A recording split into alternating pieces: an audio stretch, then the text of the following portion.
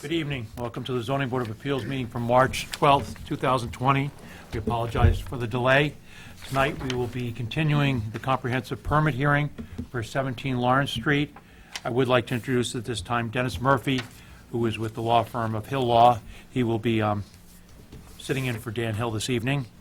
At this time, I'd like to turn it over to Attorney Smollett to introduce his team and to do his introductions. Good evening, Mr. Chairman, other members of the board. For the record, John Smolak, attorney for the applicants Abbeville Residential and Abbeville Development, LLC. With me this evening are Tom DePlasto, principal of the applicants. Also with us is Rick Goudreau of United Consultants, our project civil engineer. And lastly, Matt Merver of Bowler Engineering, our project landscape architect. And I know it's been a number of months since we've last been before the board, but tonight we're intending to roll out a project redesign of the site. And so what I would like to do initially is just give you a very broad brush overview of the proposed project, and then we'll get into more of the details. And I also wanted to cover a few topics as well since our last meeting. So just to begin with, and I won't start with the PowerPoint yet at this point. That'll when Rick is up, he'll start with the discussion of the layout. But as part of the project redesign, the proposed project now is on a parcel that's approximately 66 acres in size, and the number of units are being proposed as 64, including 4 four-bedroom units, 16 three-bedroom units, each on their own lot, and then 44 two-bedroom units, which would be styled in the form of a condominium. The site, as you know, is entirely within the R3 zoning district, and that hasn't changed from our last hearings, obviously. And one of the items I wanted to cover is the fact that we have met with Mass Housing briefly to discuss this matter, and Mass Housing has felt that in terms of the project eligibility letters, that those could be modified as part of the project review at the final approval process, rather than having something occur at this point in time. The Mass Housing did indicate that these changes would qualify as a substantial change, but they felt that with information that's being submitted, assuming a comprehensive permit is issued, that they felt comfortable enough to handle this at the final approval letter stage, which is the stage where, after a comprehensive permit is issued, we would go back to Mass Housing and show the subsidizing agency the changes that have been made from what was originally proposed to what had been approved by the Board of Appeals, which is the normal final approval process. So that's one item. Also, in terms of anticipated approvals, assuming a comprehensive permit decision is issued by the board, other permits and approvals that we anticipate seeing would be street opening permits, water connection permits, approvals from the fire department to the extent there's any blasting, and the like.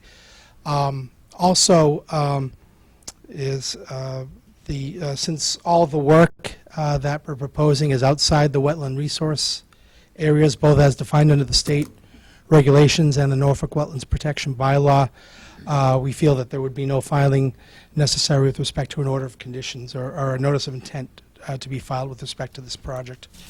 And this evening I did hand out a copy of a letter, the February 17th letter issued by BSC, and that letter is a description of the site walk and as well as the related wetlands delineation work that was performed by BSC, and the wetlands delineation on this property was field verified by the conservation administrator for the town of Norfolk. So we feel pretty confident that the line that's identified is a line that would ultimately be approved down the road if there ever was a need for one, but there isn't one in this circumstance, simply because we're well outside the wetland resource area jurisdiction, including buffer zones. Again, under both the State Act and also under the Norfolk Wetlands Bylaw. In addition, we've had Steve Viteri of Mabbitt Associates undertake a review of the site for environmental matters, and He is in the process of preparing a environmental report, an ASTM Phase 1 report, which would be prepared on behalf of a lender. And based on that report and based on other information, we're confident that there's nothing out there on this site that would be a reportable event, either under the Mass DEP regulations or under the US EPA regulations. So with that said, this evening what we'll do is first, again, have Rick Goudreau walk you through the site civil and layout. And then that will be followed by a presentation by Matt Merver, who will run through the proposed landscaping, lighting, and other associated design issues. And then lastly, we'll conclude with a discussion of architectural design of the buildings proposed on the site, which you've already seen and actually have already been reviewed as part of a prior proceeding.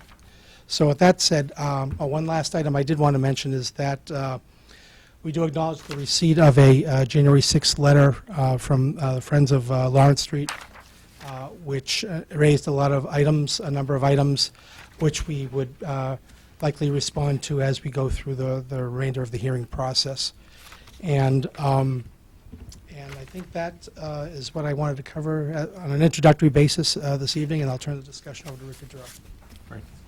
Thank you, John. Hi, good evening. Rick Goudreau with United Consultants. Betsy, could you put up the first slide that shows the overall site colored up version? So I wanted to start with an overview of the site. The site locus can be shown on the first page of the development plans that were filed with the board, but I think everyone's familiar with the site location. I guess I should get around here a little bit. Can you see all right? So the site entrance for the main roadway is proposed to be opposite Brett's Farm Road, with Lawrence Street, Camden Way, and Franklin is located here. Just to give a little overview of the site location in the roadway system. As Attorney Smolak had stated, the site consists of approximately 66 acres of land. There are currently 2 houses located at the front portion of the site in the proximity of the intersection of Brett's Farm Road with Lawrence Street. Both of those houses are proposed to be removed from the site. From the rear of those houses, in this area here to approximately this area here, the site is currently wooded. From that location back to the northern end of the development portion of the site, that site is predominantly an abandoned gravel pit area with some vegetation that has come up within the gravel pit area. We're proposing a roadway that will begin at Lawrence Street and terminate at a cul-de-sac. That roadway is approximately 1,930 feet in length. That will provide the access for the 20 individual building lots. As Attorney Smolak had stated, 16 of those lots will be 30,000 square feet in size and will be 3-bedroom houses, which will support a septic system of 3 bedrooms on each of the individual lots. 4 of the lots are proposed to be 40,000 square feet in size, and those will be 4-bedroom houses, and they are sized to provide for 4-bedroom septic systems. The roadway is proposed to be 24 feet in width from the front of the curb to the front of the curb. A 1-foot asphalt Cape Cod berm is proposed to be installed on each side. That'll give a total asphalt envelope of 26 feet in width. 1 sidewalk is proposed to be located on the easterly side of Road A, terminating at the cul-de-sac area. The condominium roadway is a loop roadway that has a connection to Road A here, loops around and connects back to Road A in that location. And that roadway is approximately 1,287 feet in length. And that roadway is proposed to be 22 feet from the face of curb to the face of curb. Again, 1-foot Cape Cod berm on each side for a 26-foot asphalt envelope. We are proposing a sidewalk to be located on the easterly inside loop, if you will, of that roadway system. And the condominium roadway is proposed to be a private roadway, part of the condominium association, while roadway A is proposed to ultimately be a town-accepted roadway. A couple other items for the site. The site development area is approximately 25 acres of the 66 acres, and the impervious area proposed for the houses and the roadway driveways is approximately 5.6 acres. So I know those questions were brought up with regard to what was being proposed for site areas for development, total site areas, impervious areas, and those were brought up, questions that the neighbors had requested, so we wanted to provide that information. Next, I wanted to discuss a little bit about the wetlands process. So when this project originally came forward, BSC Group performed an evaluation of the entire site, and a wetland delineation was completed. Various wetland resource areas were identified. Now, with this portion of the site being proposed for the development, we have two wetland resource areas, one located in this general area here, and then a second wetland line located to the north of the proposed development. The wetland flags were reestablished in the field over the last few months. Representatives from BSC Group performed a site evaluation of the wetland flag locations. Soil augers were advanced to determine the soils in the wetland and upland area, and their findings, which are outlined in the report that you've been given paper copies of tonight, and I believe electronic copies of, were filed with the Conservation Commission some time ago. So there were three flags that BSC felt needed to be adjusted, approximately 2 feet. Those were flags G77, 78, and 79, and they're located up in this general area up here. And those flags were adjusted, and adjustments are excuse me, are shown on the plans, and the buffer zone was adjusted accordingly for that. The applicant scheduled a site walk with representatives from BSC, the town conservation agent, Janet DeLonga, myself, and the applicant, and we walked the site, looked at the wetland flagging that was put in by BSC, and also we had staked out the limit of work that was being proposed so that that could be evaluated as well. And the limit of work is approximately 104 feet from the wetland boundary to the limit of work here, where the intersection of the curb radius connects to Lawrence Street in that area there.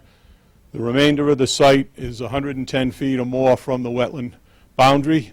What the applicant has proposed to the conservation agent was that the limit of work would be demarcated with a orange construction fence as well as a silt fence to prevent any erosion into the 100-foot buffer zone area. And those things would those fences would both be installed prior to any work being done on the site, and the Conservation Commission's agent would be able to perform a site walk and confirm that, in fact, all of the work area is outside of wetland jurisdictional areas in the buffer zones. So I touched on septic systems a little earlier. So each of the individual house lots will have a septic system within the area of the lot. The condominium area is proposed to have one soil absorption system for the entire lot, which will be approximately 9,600 gallons in total. There'll be common collection system, individual septic tanks for each of the units into a common collection system, and then ultimately to the soil absorption system area. It will be a pressure distribution system, and the common septic area for the condominiums as well as all the houses will be presented to the Board of Health for review and approval, and they will be designed to be in accordance with Title V and the Town of Norfolk Board of Health regulations. Betsy, could you change the slide, I think, to the next one, which is some pictures of the site entrance? So the proposal for roadway A is to be constructed as a 24-foot paved road with the Cape Cod berms edging each side for a total 26 feet of pavement. There is no longer a boulevard entrance being proposed. Again, some comments we had received from the neighbors requesting that there be a conventional road, so we have incorporated that into the plan set. And as I said, the roadway would be directly opposite where Brett's Farm Road is currently located. So some other comments that were brought to our attention was pictures of the entrance, which you're seeing here. That is one of the existing houses located to the right of where the roadway is proposed. Basically, I believe they're sitting at the end of Brett's Farm Road, looking at the house to the right. Betsy, could you go to the next slide, please?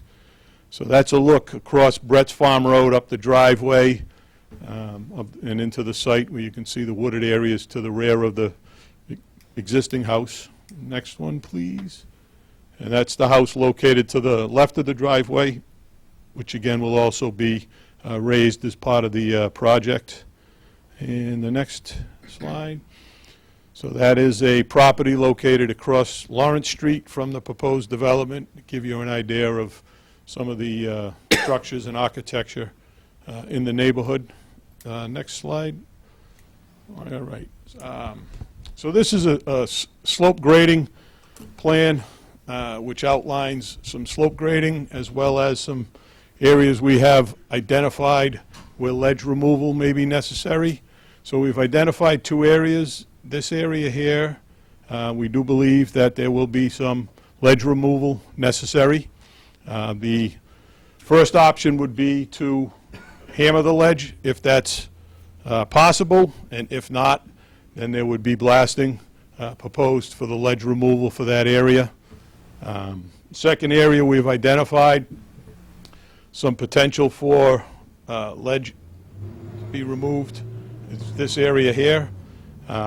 What we've done is we've provided a green overlay of the area that we feel grading would be completed in. And I'd like to point out that that area we've made some revisions since the plans were submitted. And what we've done is we've removed two buildings, I should say, 4 units from that area and relocated them. And by doing that, we've eliminated the driveway that was proposed in there, and we've been able to pull back the grading from the town line in that area there. And we've worked to regrade that area and proposing a slope of 2-to-1 in that location. And we feel that that will minimize the amount of cuts in that area. And the potential is that we will not encounter ledge in that area. But if we do, then again, our preferred method here would be to allow some exposure to that ledge not exceeding 6 feet in height.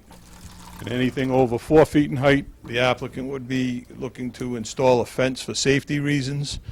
If that's not a viable option, then the next option would be to hammer the ledge.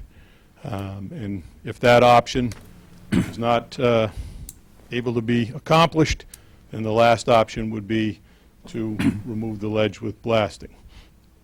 So what this area shows is the extent of where the grading would take place, the extent of any of that work would take place to the south and to the west where the abutting properties are.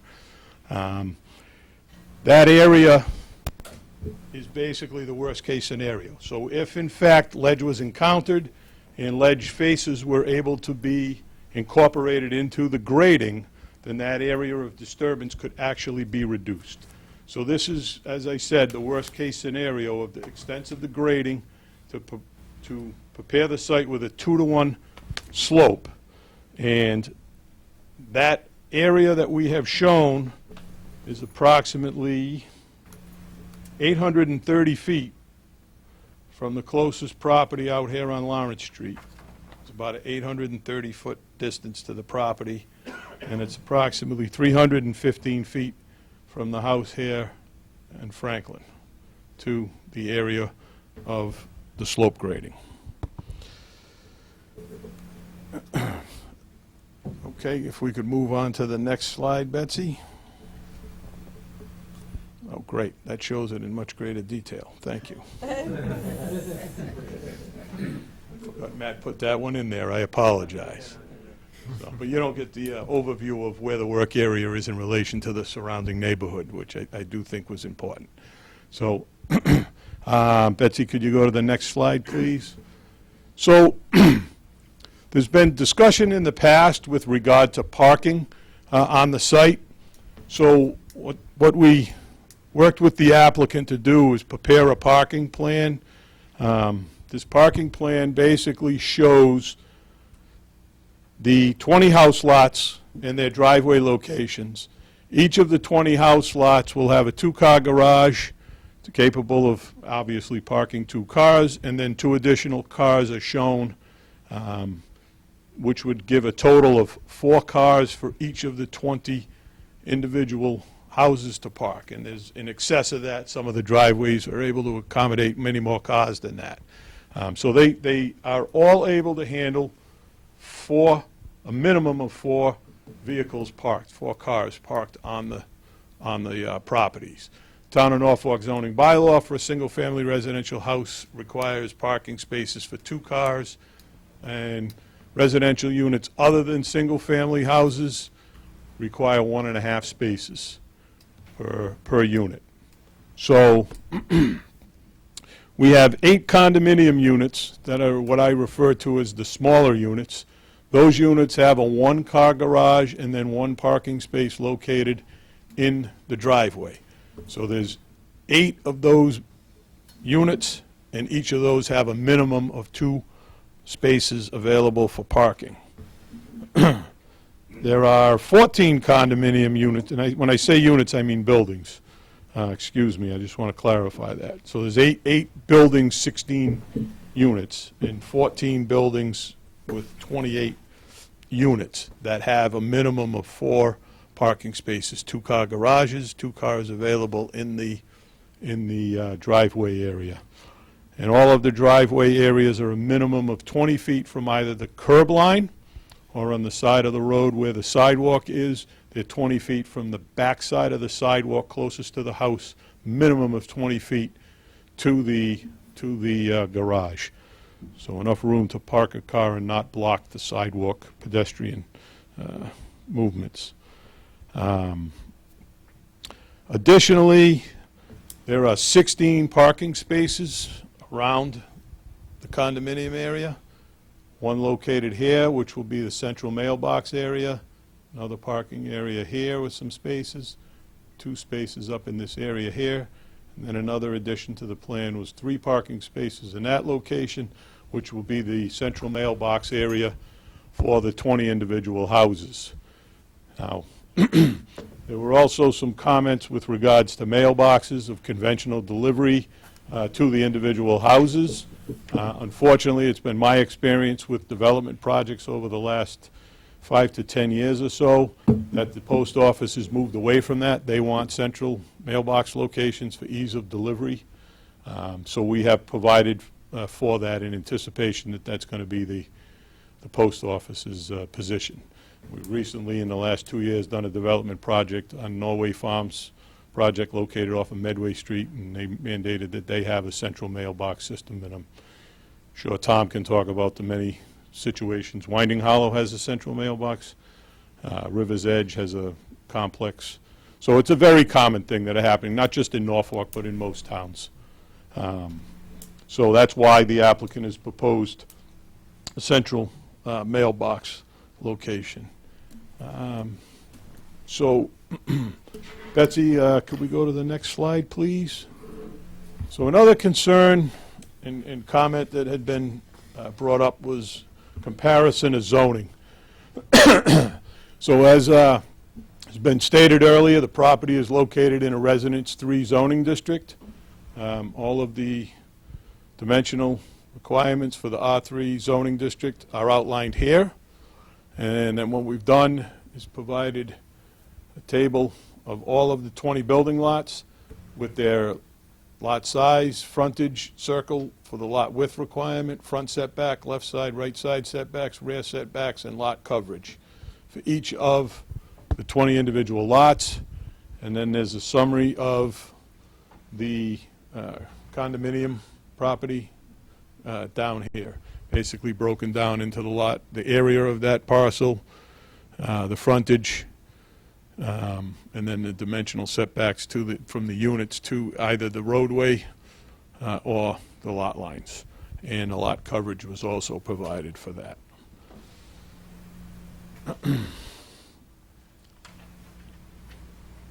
So, next, I think, Neptys is up there. I thought there was a blank slide. That's fine. We wanted to talk a little bit about permitting process, which would be the Neptys permit.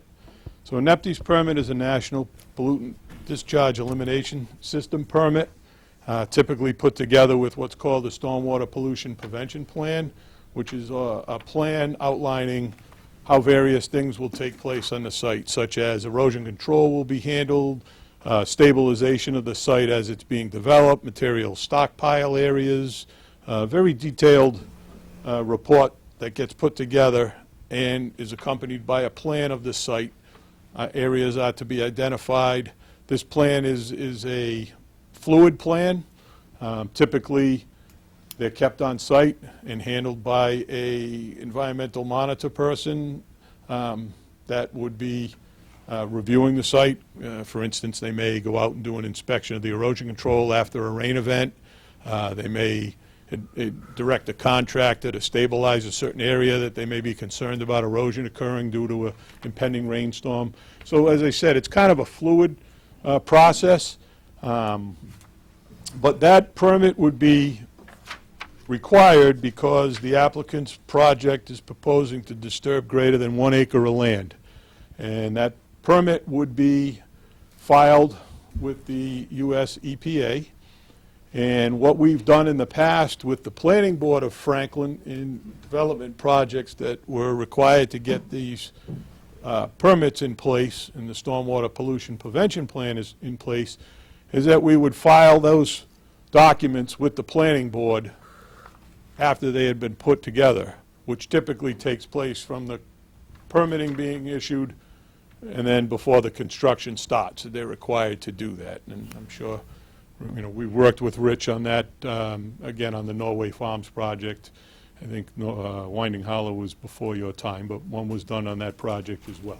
So that's just a common way that they typically get handled, so that they're put together as a permit application and associated documents, and then they're forwarded to the town, and the planning board in the past has conditioned that, as a condition of approval, that those documents are presented to the board before construction starts.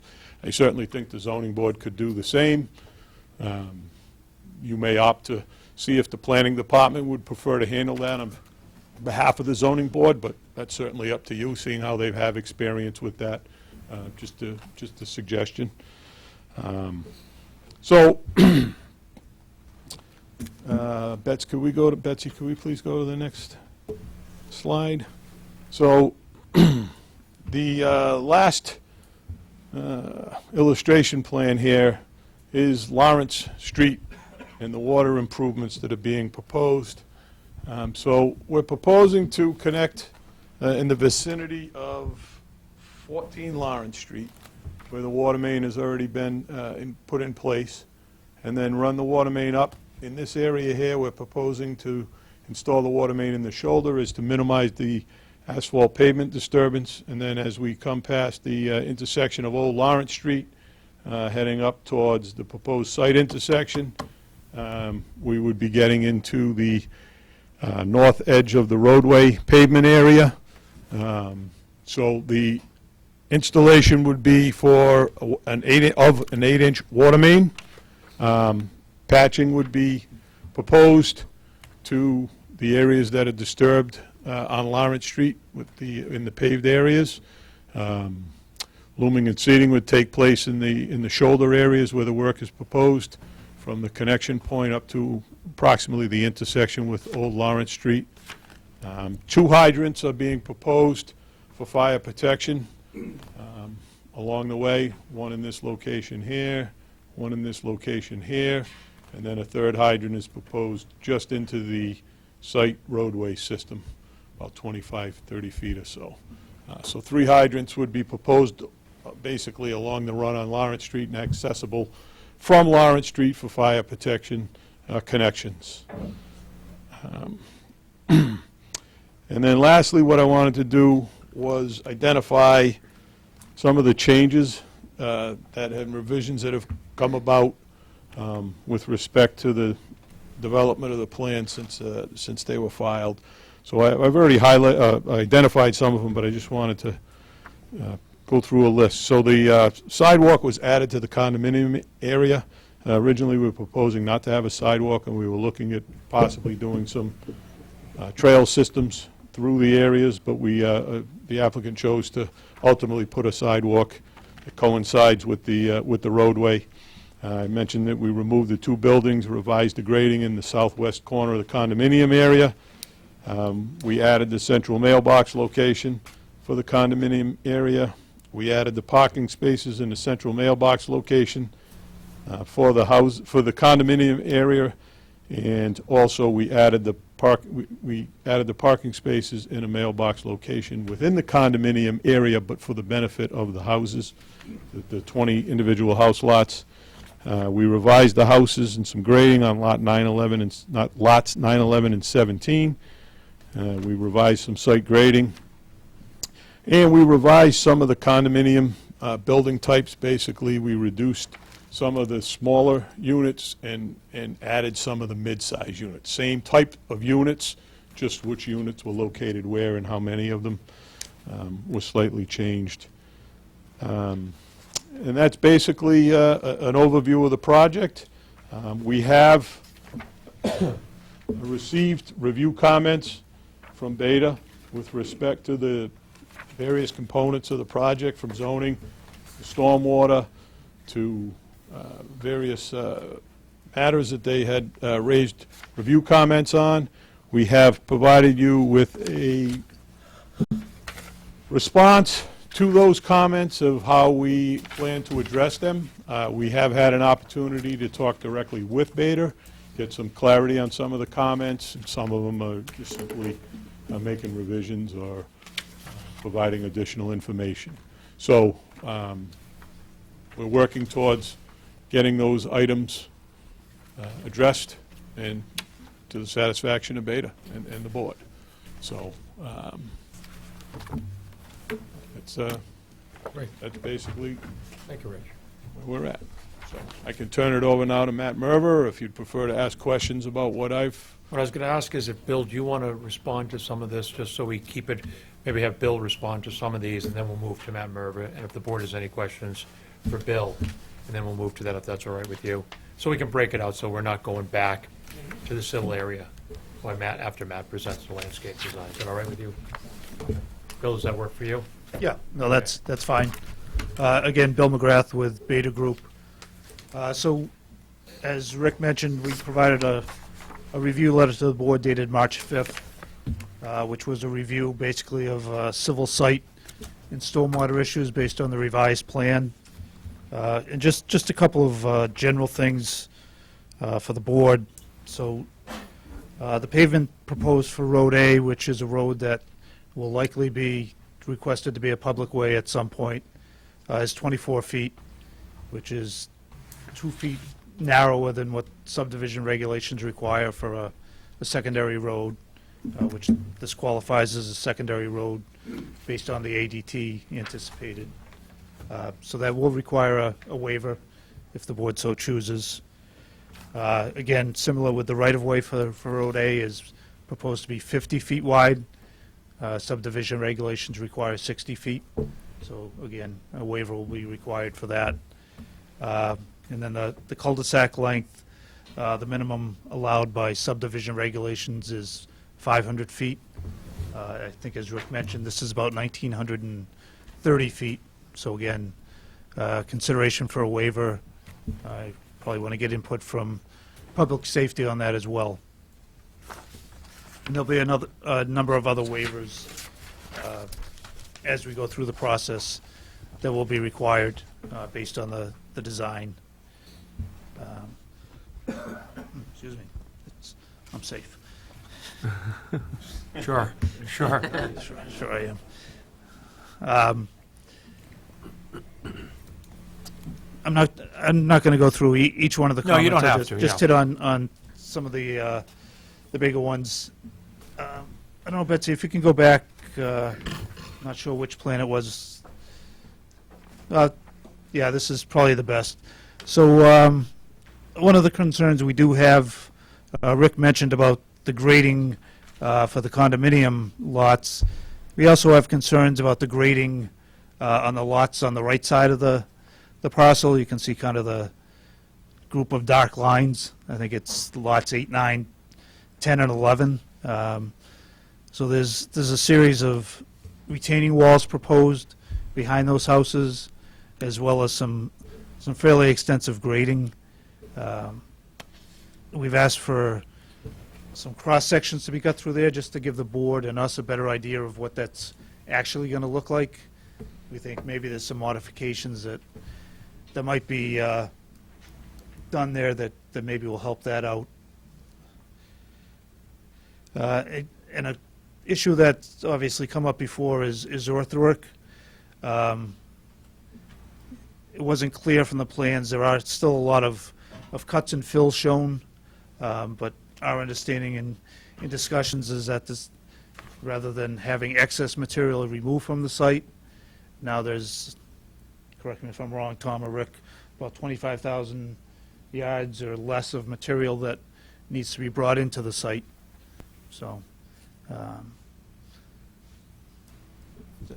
He wants to answer it. Hey, Tom, can you?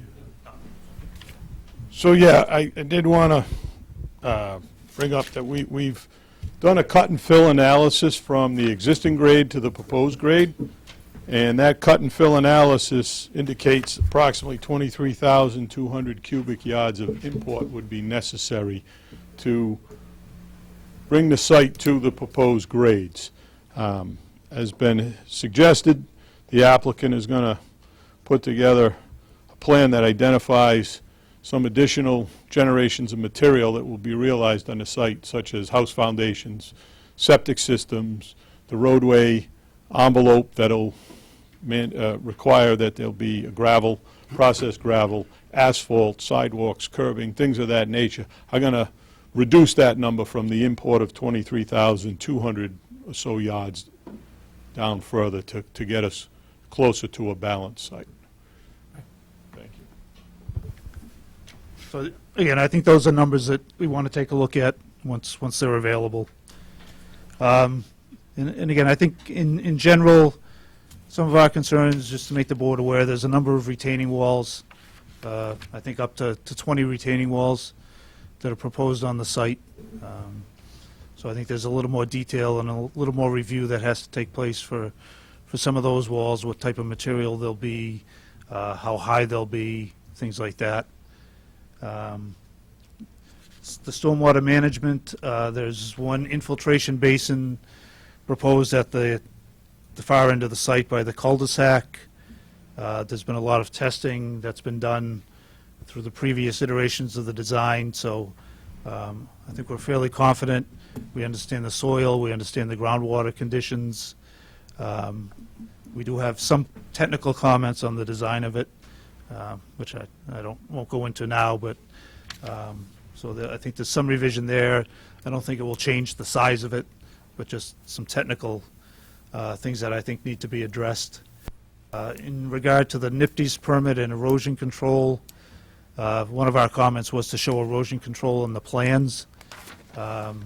I think it'll be good for the board at some point to see that, see how it's going to be addressed. We have received a traffic report as well. We haven't finished reviewing that yet, and I think we'll probably discuss that at another meeting. But that will look at trip generation, site distance, mitigation, those kinds of issues. So, Great. Thank you, Bill. Questions for either Rich or Bill from the board? Sure. Kevin?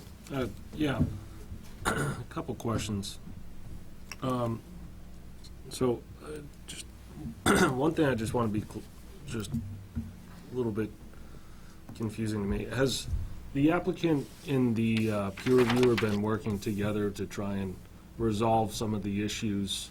I know we had discussed back in January that, to try and move this process along, as we've are approaching almost 3 years on this project, just some collaboration to try and resolve any of these issues.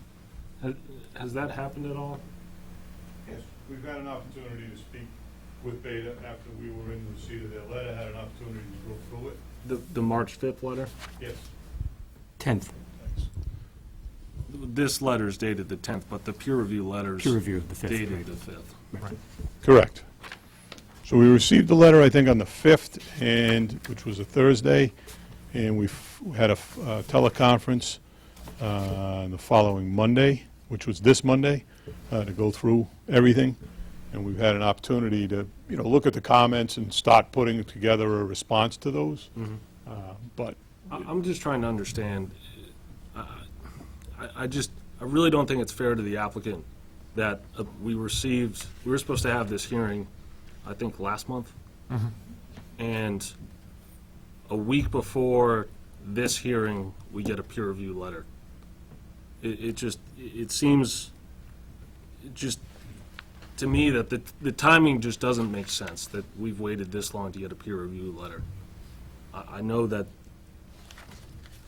it's, a relatively large plan set.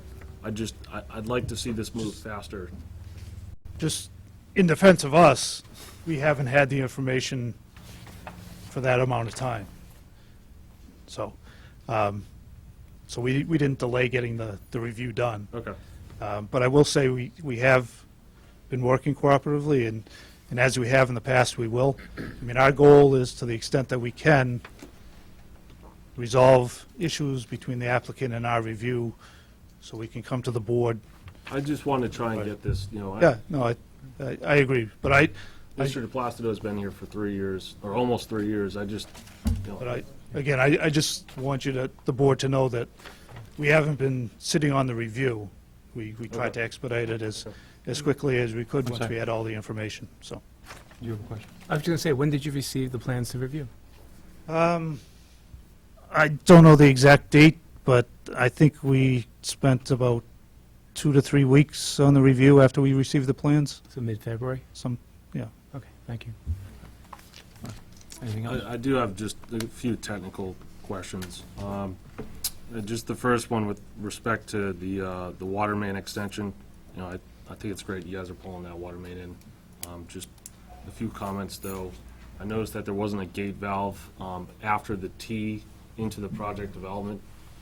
Just my concern is if that water main was ever extended, then the entire development would have to be shut down in order to extend that water main. So just the thought I had was just maybe another gate valve after that. Sorry, I think that was one of our comments as well, is that it should be triple gated. Yeah. So before, after the T, and also on the T to the roadway as well.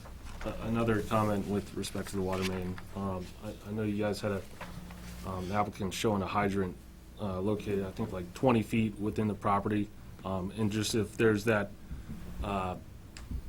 length of just pipe that's sitting with stagnant water after the T into the site, just whether or not that hydrant could be relocated to the end of the pipe just to allow flushing of that dead line.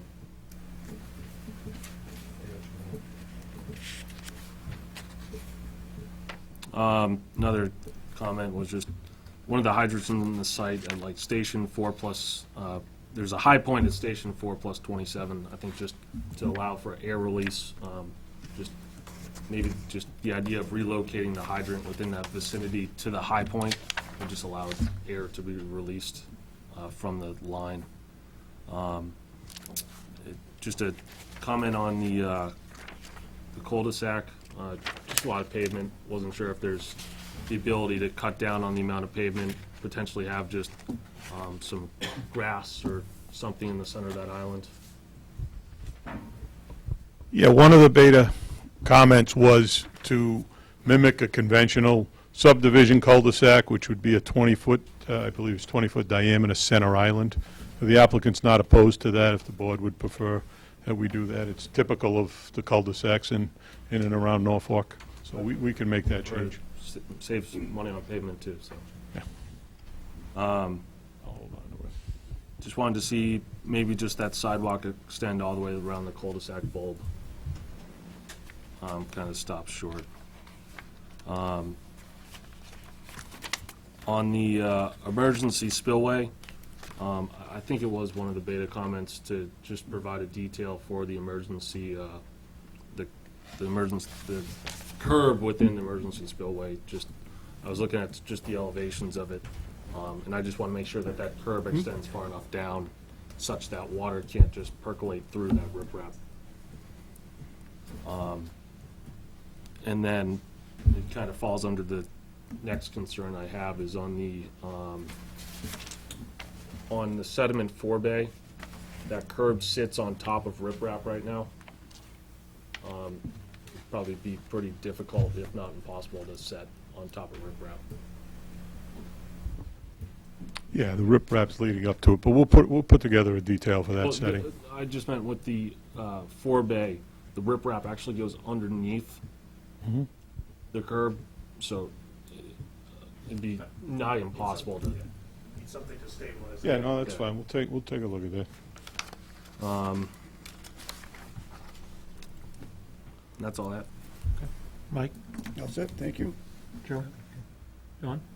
I just had a question. Maybe I misheard it, but the two-bedroom condominium units, you implied that some were different from the others. Was that as it relates to just parking? They were all two-bedroom units. Did I misunderstand that they would have a single-car garage plus a space behind them for all of the, was it 44 units? This is for the condo unit? Condo So units. for the condo units, there are three types of buildings. Okay. There's what I refer to as a small building, which has a single-car garage and one parking space in the driveway behind that. There are 8 of those buildings for 16 units. Then there's what I refer to as the medium-sized condominium buildings, of which there are 12. Medium-sized buildings, 24 units. Those all have 2-car garages, 2 additional parking spaces. So those 12 buildings, or 24 units, have 4 parking spaces for each unit. Then there are 2 large buildings, 4 units. Those also have 2-car garages and 4 parking spaces per unit. Put that back up, maybe. That one view back? The large buildings would still only have 2 bedrooms? Yes. Oh, okay. I believe, Tom, correct me if I'm wrong, that there's a handicap probably where the component to buildings the are. larger buildings? That's good. I don't want to get into this right now too much, but I'll talk about it with the architectural when I get to that. Okay. Okay. All right. Rick, did you say on the secondary road in the condominium, is that 24 feet or 22 feet? Curb, front face of curb to face of curb is 22 Curb to feet. curb, 22? 22. So that's going to be a 24-foot road going through the condominium? 24 back of curb to back of curb if you rode up on the berm. And Road A will be 26? Back. Front face of curb to front face of curb on Road A is 24 feet. Okay, On the condominium road, it's 22 feet. okay, If you add the asphalt berms, right, it would go to 26 and 24. okay. But what I refer to as the travel way is 24 for Road A, 22 for the condo road. Okay, that's what I thought. And the sidewalk is going to have, are we going to have a 5-foot grass strip on the sidewalks in both the So there's a condominium, or we could have? 5-foot grass strip on the, well, I believe it's greater than 5 feet, on the house lots, Road A. Okay, The grass strip from the back of berm to the front of the sidewalk is 3 feet along the condominium road, then a 5-foot asphalt okay, sidewalk. okay. Do you remember what the 106, 108 road system, what was the width of those roads? Is that Those were 20? 22, I think, so, smaller, yeah.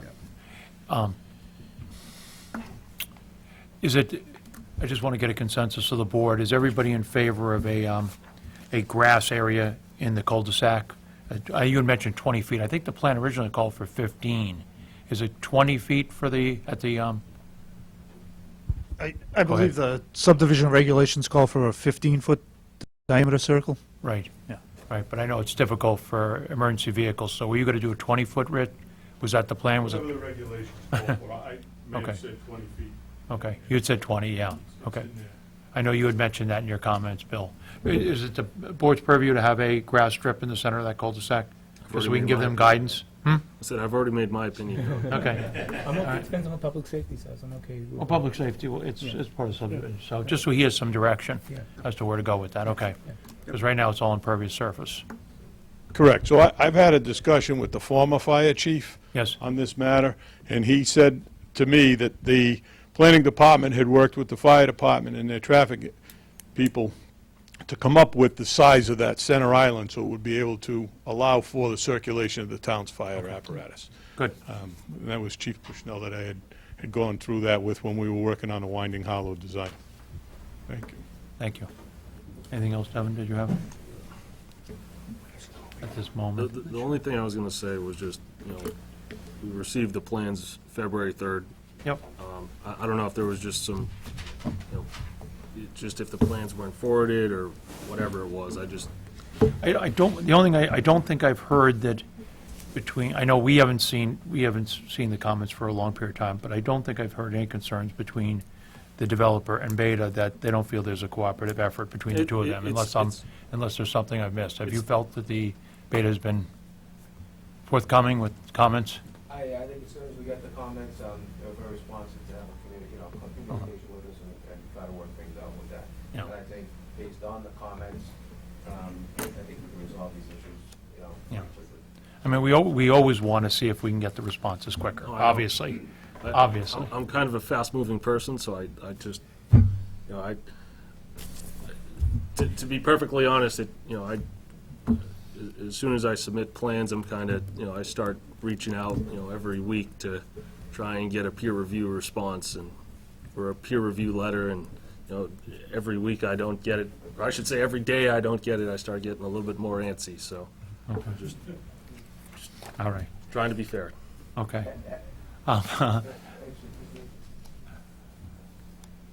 Actually, just trying to think back a little bit here.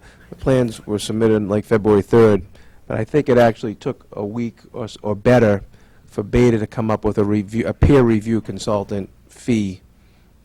Correct. And so it took them like a week and a half, so they lost some time there. Understood. And then, I was given that fee amount, gave it to the planning board, and then they were authorized to start.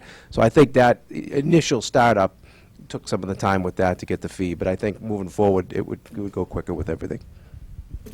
Yeah, and that's true. There was a period of time they're trying to get the peer review numbers. Okay? Understood. All right, good. I'm going to allow for a short period of time, and I'm going to, just because so we can keep everybody's items fresh in the people's minds, if there's some public comment at this point with regard to the civil engineering part of this, I'm going to allow you a little bit of time, a couple of minutes to talk about that if you'd like. If you want to hold off, we can hold off. We'll always have some time at the end, but just while we've got Rich here and Bill's, and it's fresh in everybody's mind, I will allow a few comments. So I know, Mike, you're raising your hand right away, so grab a mic and... Thank you, Mr. Chair. Mike Judici, Eagle Drive. Just on the water main, there's a comment made that there should be triple gate on the stub into the development. But similarly, the main is passing Cranberry Meadow, Eagle Drive, and Brett's Farm Road. So whether it's a requirement of this project or a supplemental project for the town, they should bring stubs into the roadway, so once Lawrence Street gets paved, you wouldn't have to dig up the road in the future to connect those three streets. So I don't know if that's something you can address or have the applicant address. Secondly, they mentioned patching for the water main after the install. That's not acceptable to me, again, whether you have the purview to make that a requirement of this development or it's a project for the town. We don't want to live with a patch for the water main for the next 20, 30 years. The section of Lawrence Street from Cranberry Meadow up to the top of the hill at Old Lawrence Street is a mess. It's basically, a bunch of potholes next to each other. There's no pavement left. So that's the structure of the road won't survive a water main install without, complete rebuild of the roadway there. So that's another consideration. One last comment on the water main. Mike, Actually, For my benefit, can you just speak up just a little bit? I'm sorry, Mr. Chair. Sure, okay. A couple more quick comments on the water main. Again, whether it's part of this project or a town project, maybe Rich, this is something you can look into. If the water main's coming that close to the Franklin Town line, it's only about 400 feet up to the Franklin Town line, it might be worth pursuing whether it makes sense to extend it all the way into Franklin for an emergency interconnection between the two towns in case that is ever needed. Similarly, the road would need to be paved in that stretch. There is a hydrant. Rich, you mentioned this, the middle hydrant of your 3 on Lawrence Street. I think it's across from the driveway into Brett's Farm. It's in that area where you originally had the entrance to the original Abbeville project. So that hydrant would be about 8 feet up in the air. There's a huge mound there, so you might need to look to slide that down or push it across onto the other side of the street. So those are my basic comments. Again, the paving of Lawrence Street has to be accounted for somehow, again, whether it's part of this project or a town project, because we can't live with a patch for the next 20 or 30 years. And I think we will address those. I want to talk to DPW director. As you know, we have $11 million of pavement we have to do in town. I think Lawrence Street is obviously on that, but I think we'll also talk to the developer and get an answer back with regard to stubs for the different entrances, as well as how we're going to handle that road. Thank you. Good comments. Anybody else with the civil? Sure. Just state your name and... Yep, John Godin, 34 Lawrence Street. The previous project, we had discussed potentially putting a sidewalk in the whole length of Lawrence Street. Is that still something under consideration, or is that gone with the smaller project now? My understanding is that's no longer part of this project. It'll just be in the development. Anything else? Okay. Anybody else with any civil questions? Yeah, Dave Diamond, 3 Brett's Farm Road. The last place we left off was just acknowledging some concerns, and I just wanted to walk down because I can't see. And one was, where the stone was, the elevation of the side, and you asked me, is there a vernal pool or something? I just wanted to point those concern areas out. Sure. So, and just a comment, on getting things done quickly, like Devin said, and I think we're all interested in the same thing. We've been here for those 3 years too, and the economic upheaval we're in. I don't know if people looked at their home values in 2008, 2009. We'd like to get the project going too, or at least I would. But this area here was of concern. It looks like that's taken care of. Up along here, this grade with the walls, you said that we're going to get, or you were going to get some cross sections would be good. Mm-hmm. I can't really tell, but I think the wet area is up here. That is it a vernal pool? Isn't it? Would be great to get that cleared up in advance so we don't get stuck.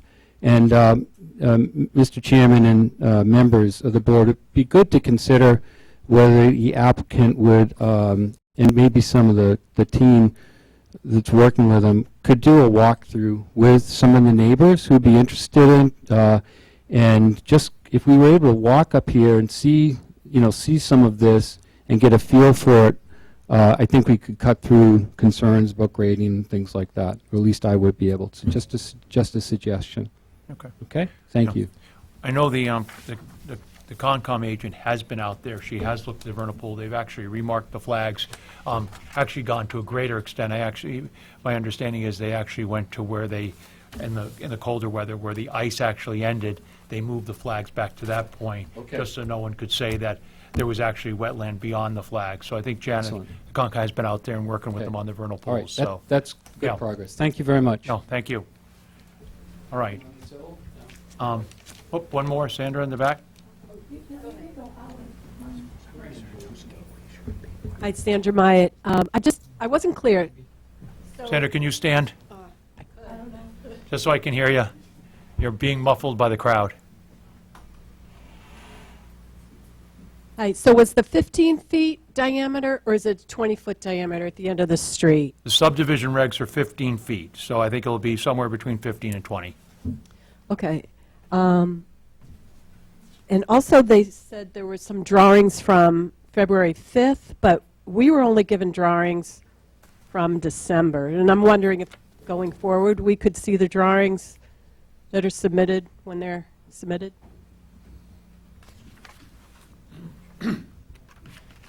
So First comment, we will put in a circle in the cul-de-sac as to what the subdivision regulations say, either 15 or 20 feet. I just don't know off the top of my head.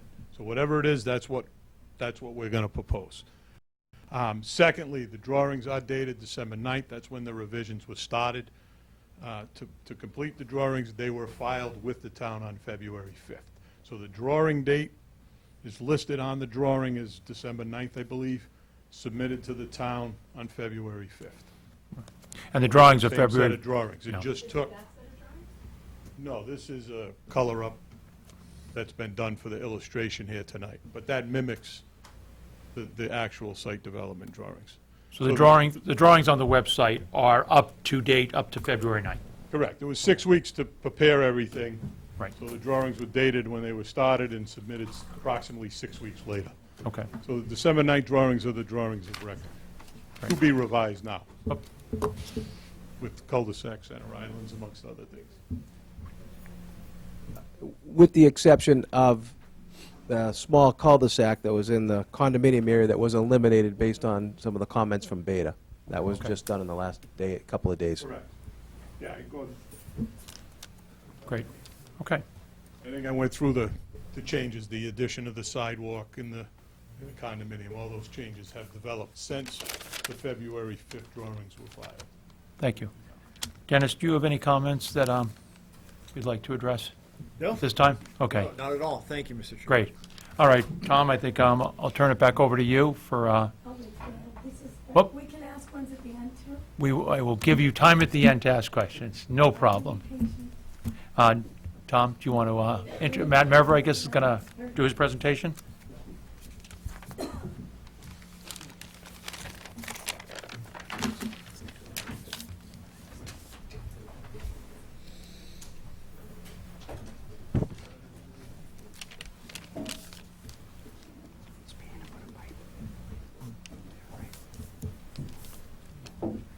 Good evening. Matt Merva with Bowler.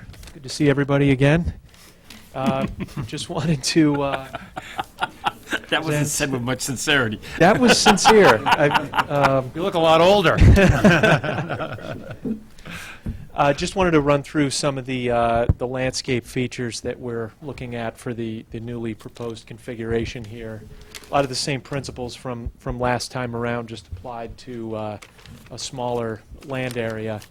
But just to walk through really quick, which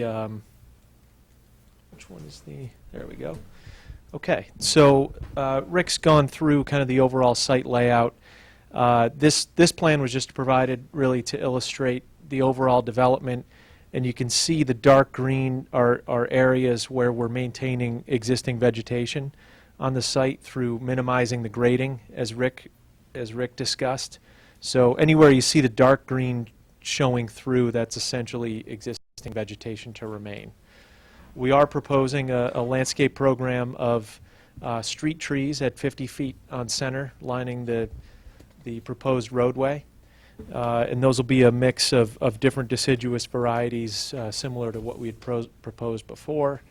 And then ornamental trees throughout the site, evergreens providing some buffering between some of the buildings that are closer together, and scattered throughout the site for year-round interest.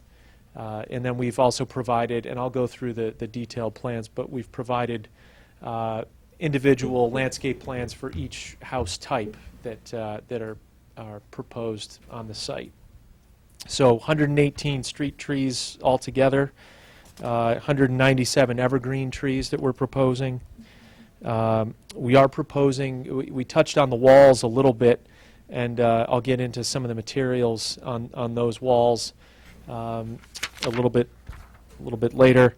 But essentially we're proposing lawn areas around each of the homes. Again, these are bigger lots. We're proposing more green area for recreation outside. Rick went through some of the proportions of open space. You know, the lot coverage on these are between 6 and 15% lot coverage, so a lot more open space throughout the development. that will provide some buffer and screening.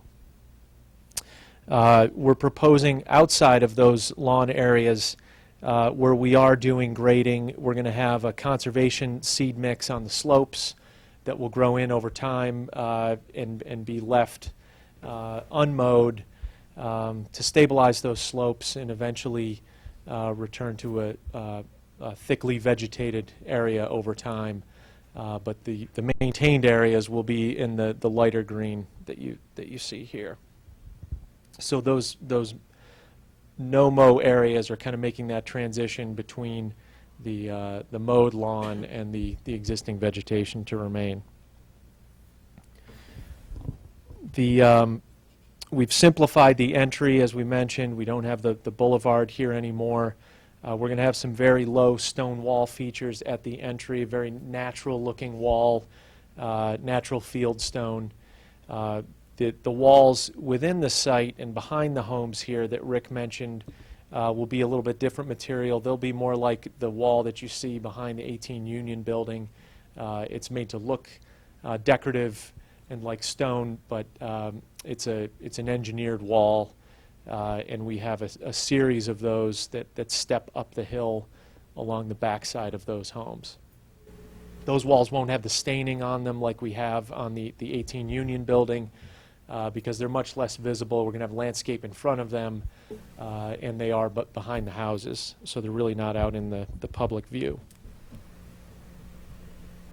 Rick mentioned the mailbox areas already, so I won't go into that unless there are any questions there. In terms of lighting, if we could flip ahead a few slides to the landscape set. It's going to be after everything Rick just presented.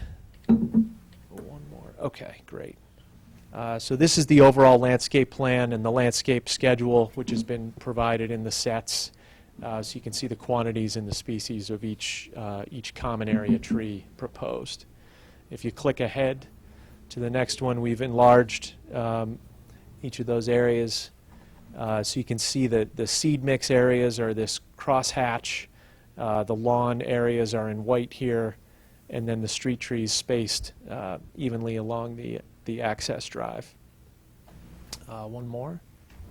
So that's just the continuation, the match line here, up into the site. You can see the development around the condominiums and the single-family homes. We're also providing street trees along the condominium drive and buffering between the different units as well. Next slide. We'll obviously add lawn to that center island when that gets created at 15 or 20 feet. And then 17 and a half. 17 and a half. Yeah. We'll split the difference. But you can see here it's a little dark on the plan, but these are the walls that Rick mentioned. So instead of having one large wall, we've stepped it to be able to provide landscape in between each of those layers. So the cross section will be illustrative of that, and we'll have that for you as we complete our modifications here. Next one, please. These are the prototypical unit plans, a little tough to see on this slide, but just enlargements of what the various house type landscape looks like.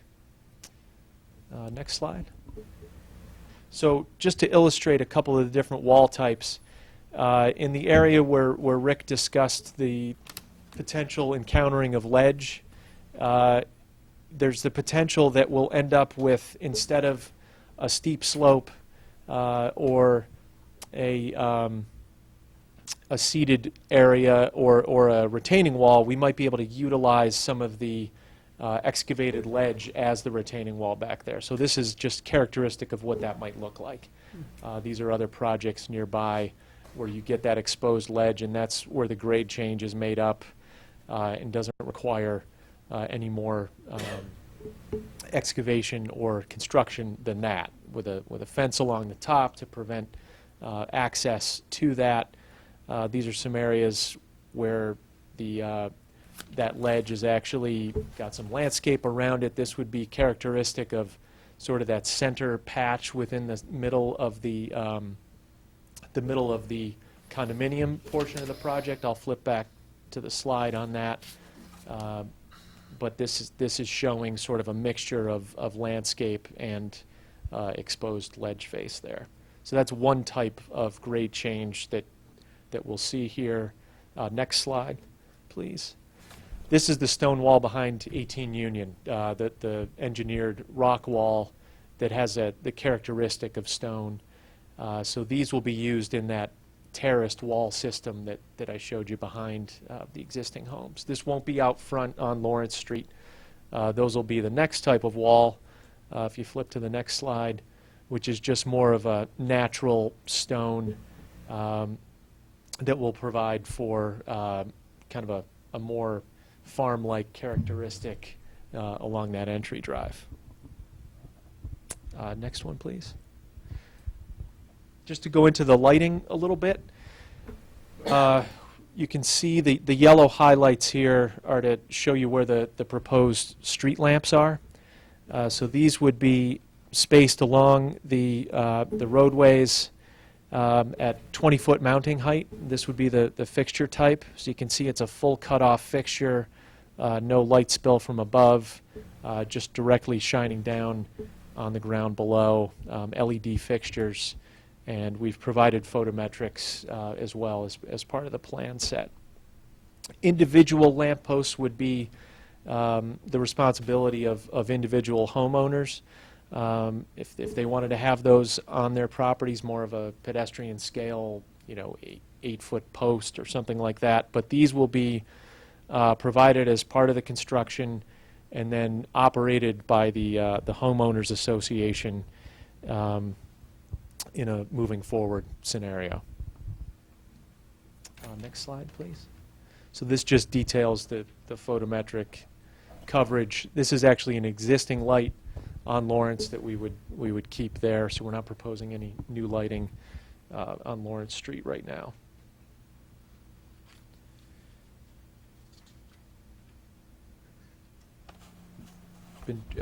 Obviously, our intent has been to kind of maintain the existing character along this edge, hence the stone walls and trying to keep it consistent with the rest of the neighborhood.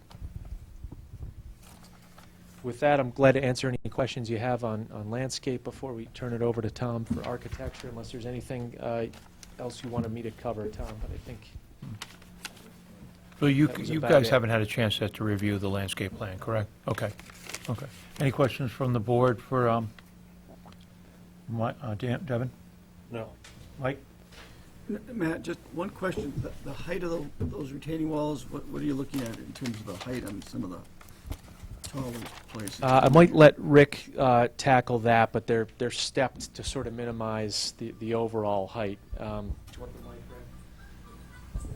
So the maximum wall height would be 4 feet, and then they would be staggered with landscaping between each wall. So I think a cross-section of that area, as recommended by Beta, would be helpful for everyone to understand that a little better. And I did look at the regulations, it is 15 feet. But we're going 17 and a half. Anything? So in other words, you would be going 4 feet, and then there'd be a space where there might be some pine trees or whatever, some type, and then you go up another 4 feet? Gotcha, okay. Right. So the entire depth of the wall conceivably could be, if you want to look at it, or the width of the wall could be 10, 20 feet potentially. Correct. It would vary, but in some spaces, Sure. it would be more, some it would be less. Josie? Looks good. Anything? No. Matt, on the trees, I know one thing the planning board's facing is that the trees that are put adjacent to the sidewalks are starting to interfere with the sidewalks. I know you have a number of trees. Are they going to be in that 5-foot grass strip, or are they going to be outside of that? I think we're showing them in the grass strip right now. If there's a preference to put them beyond, can you go to the next? Yeah, right now, the sidewalk is to the outside of the tree. Yeah. You may want to work, Rich, do you want to comment on that? I know, Yeah, we want it outside. yeah. Yeah, we want it. Yeah, want them outside of the grass strip. They're finding that it's interfering with the with the sidewalks themselves. Yeah. Okay? So maybe you can look at that. Definitely. We do have them on the outside in the condo area. Yep. But we'll make that change in the, Okay. And because they're single-family houses, I know we've had other developments where we've had the bus stop issue. Is there any plan here for has any consideration been given for a bus stop? Because I imagine the single-family homes could have children. I think the best place would actually be where the mail facility's gonna be, and, you know, right there centrally located in the development. Okay.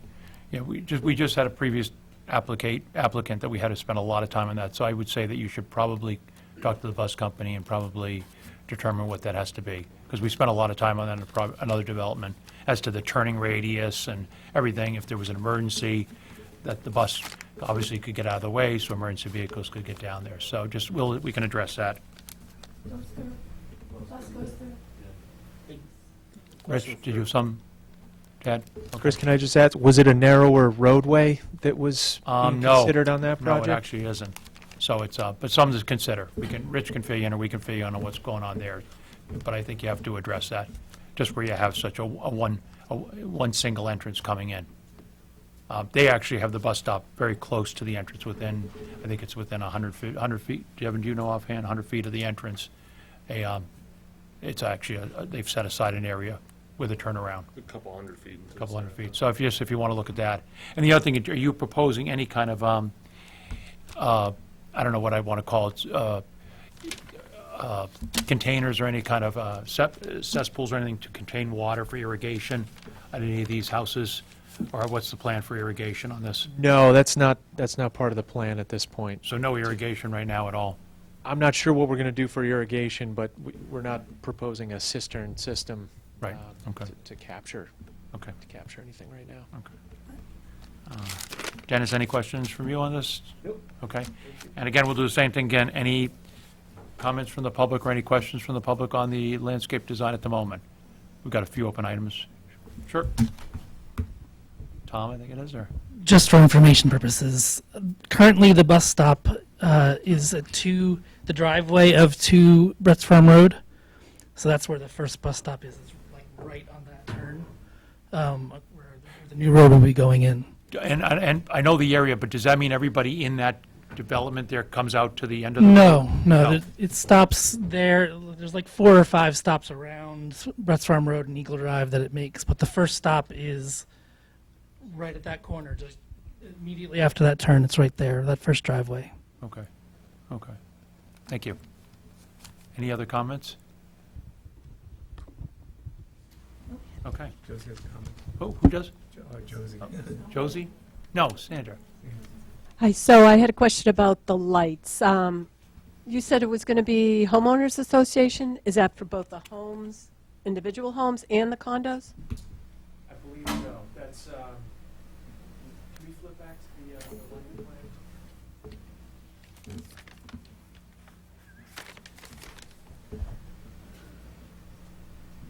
So we are showing lights only on the streets. We're not showing them on the individual properties. Your question is, who's responsible for the lights in the condominium area?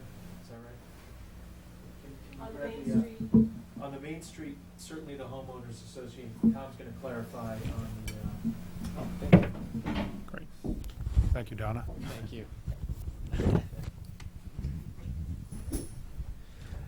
On the main street, actually, there'll be an HOA, and that will take care of the lights on the main street, and then within the condominium area, there'll be a condominium association that will take care of those lights in the condominium area.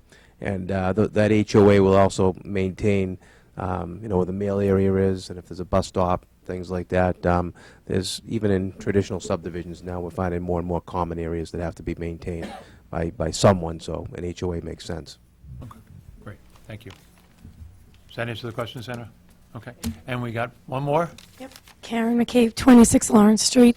I didn't see any green area for the condos. They're 2-bedroom. They probably will have kids. It's city living, but in a city you have a playground within walking distance. There's not a playground anywhere within walking distance of this area. So if you're a kid that lives in that area, Where are they playing? At the mailbox? Actually, Can you, Betsy, can you go back to that greenscape? the sort of- landscape, you could point out the green areas, Matt. And things. Yeah. While we're scrolling through that, there would not be a playground or anything proposed with that in the condominium. It's a lot of liability. Condo owners don't want to pay for the maintenance of it, and it's just something that is not attractive for a condo association on this. And Matt will actually point out green areas, open areas. And one thing I do want to point out, too, that we're only developing 25 acres out of 66, so there's roughly about 40 acres of open space behind the cul-de-sac and stuff, too, that would be part of the condominium area. Go ahead, Matt. Sure. So the this is all going to be open through here. It's not a play area necessarily, but a lot of green space. And then there are these areas between the buildings that are open and not obviously open for whatever kids want to do in those areas. So it's more private ownership in the lots here, but within the multifamily, there are several open areas. I mean, you pointed out near the mailbox, that is actually an area where people can go, and that is open space. It's more public. Does that answer it, Karen? Yeah. Okay. I have a one-line question. Yep, grab a mic. My date on, congrats on. If you go back to just the lighting plan real quick, lighting plan.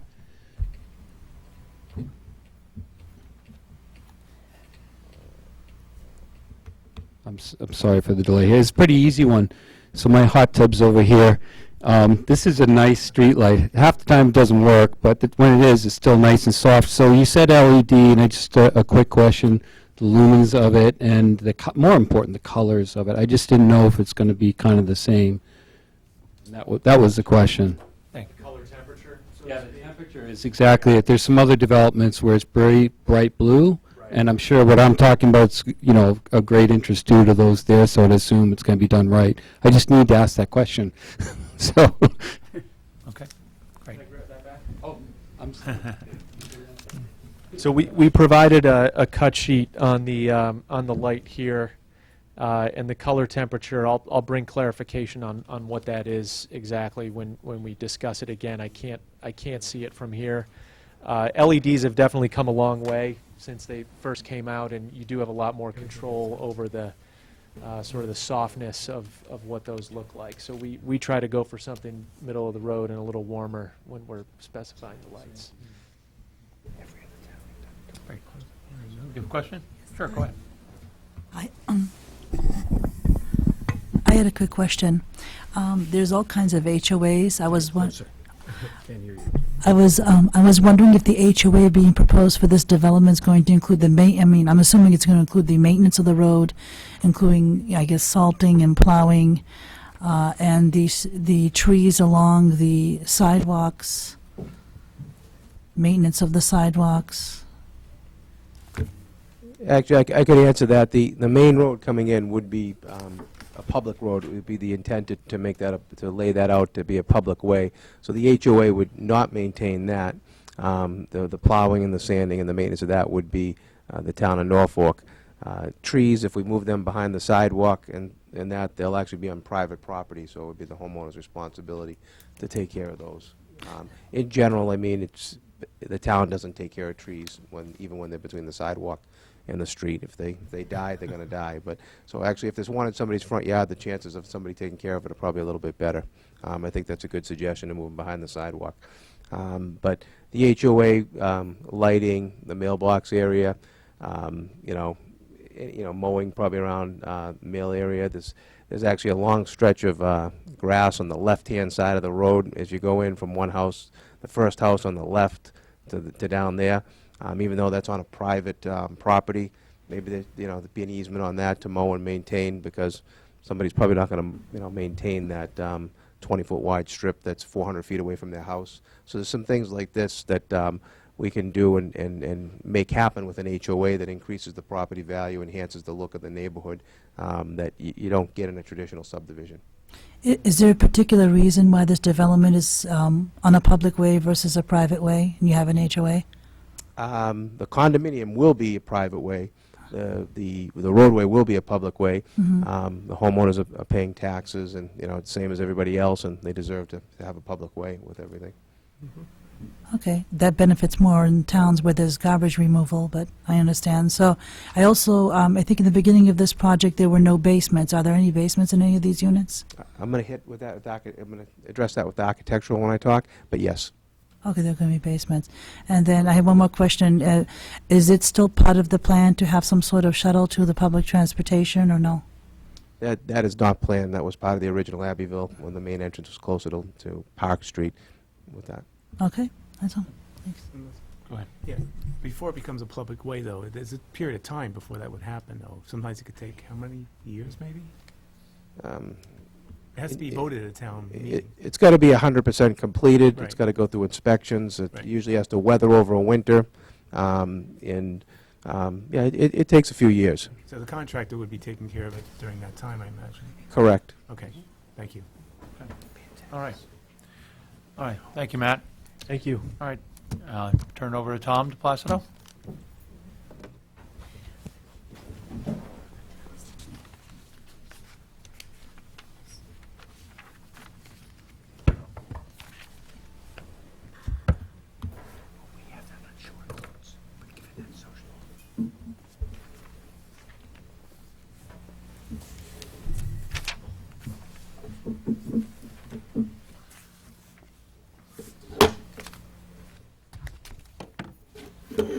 All right, I got so many notes on here. I'm just trying to find out what I'm originally supposed to talk about on that. No, all very good comments tonight. Thank you with everything. As stated a couple of times here, we're looking at 20 houses and actually 44 condominiums, 2-bedroom with this. And it's been shown a few times here that this is the condominium area, this loop road, and this is actually the single family. It's also been mentioned that they're on 30,000 square foot lots, 3/4 acre. Some are 40,000 square foot lots. In relationship with things out on Park Street, that zoning area is 30,000 square foot lots, so we're very similar in lot size to some of the lots that are in that area of town with things. And because of that, it actually gives us a lot more freedom with the architectural design and layout with this as well. We could do side entry garages, there's room in the future to do porches, screen porches, and add a lot more character to the housing development itself when you have a lot that's 3/4 acre, it's 150, 150 foot wide frontage and things with that. If we could scroll down a couple to the first set of architectural, back up a little bit, okay. As you can see, this has actually been presented before with this. We did add one more type of style, architectural style, I'll point that out. It's a smaller condominium with a single car garage with this, but tried to do really traditional style, colonial capes, things like this, some farmers' porches that blend into the existing neighborhood. I think what we could do here, you can have side entry garages, these show front entry garages, but it gives us a lot of character. If somebody wanted to put an additional wing on a house, they could do that. They will have full basements, okay? They have the option for porches, decks on the side, future additions. Even the condominiums will have full basements on that as well. So they'll have all the, as I stated, all the condominiums will have garages. Most of them will have 2-car garages, and they'll have full basements as well. So you don't have to, I know one of the concerns was where do people store outdoor furniture, things like that in the winter, so there is room for that with these condominiums here. And once again, these condominiums are spaced out a little bit more than the prior plans and everything as well. So if we could scroll down a couple of different, just give examples and refresh everybody's memory a little bit. And this here is a single-family house. And if you notice, what we tried to do is have a lot of flexibility with the single-family houses. This shows actually a master bedroom on the first floor, and it shows another bedroom upstairs. All the lots would be sized to have 3 bedrooms, okay? How that works with things, if you have a 3-bedroom septic design, as many rooms as you could have in a house, Rick, correct me if I'm wrong, would be 7, and then you average down after dividing by 2. That gives you 3 bedrooms. On a 4-bedroom house, the most you could have is 9 rooms. So actually, when you do this, if it's 2-bedroom like this, you could actually put another bedroom upstairs, a lot of flexibility here, and it's nice to have that master bedroom on the first floor in some of these instances on a single-family house as well. We wanted to have a broad variety of architectural options when we go into this subdivision, so there's more character in the neighborhood with that as well. If we go down to the next one. Very similar again, just another look. All the A units are similar, just different looks along the front. You can see actually a double dormer there. This is a shed dormer here. That's a side entry garage. A lot of different flexibility that we can do with that with different looks. We could scroll down again. This is a B model. Actually, this has a lot of different looks to it. You could see a front entry garage, side entry garage. We could do a little porch cover over there with that. Front to back, nice open space for living area. You could see how the side entry garage would work. Large dining area or a living room in the front as well. We could scroll down again. Another B model, just a different look, same floor plan. Once again, give us a lot of variety for the neighborhood. Shed dormer in the front, a large gable, actually a smaller dormer with a smaller gable, and then showing a side entry garage again. So you can actually see that each floor plan has multiple styles that we can actually introduce to the development depending on the lot and what people's preferences are. If we could scroll down again. B3, same floor plan again, different look. Now we actually have more of a Greek revival type of look here, the front farmer's porch across here, side entry, and actually a gambrel look. Not saying that all these houses would be built, but it gives us a lot of options for different things that could be built to keep character within the neighborhood. If we could scroll down again.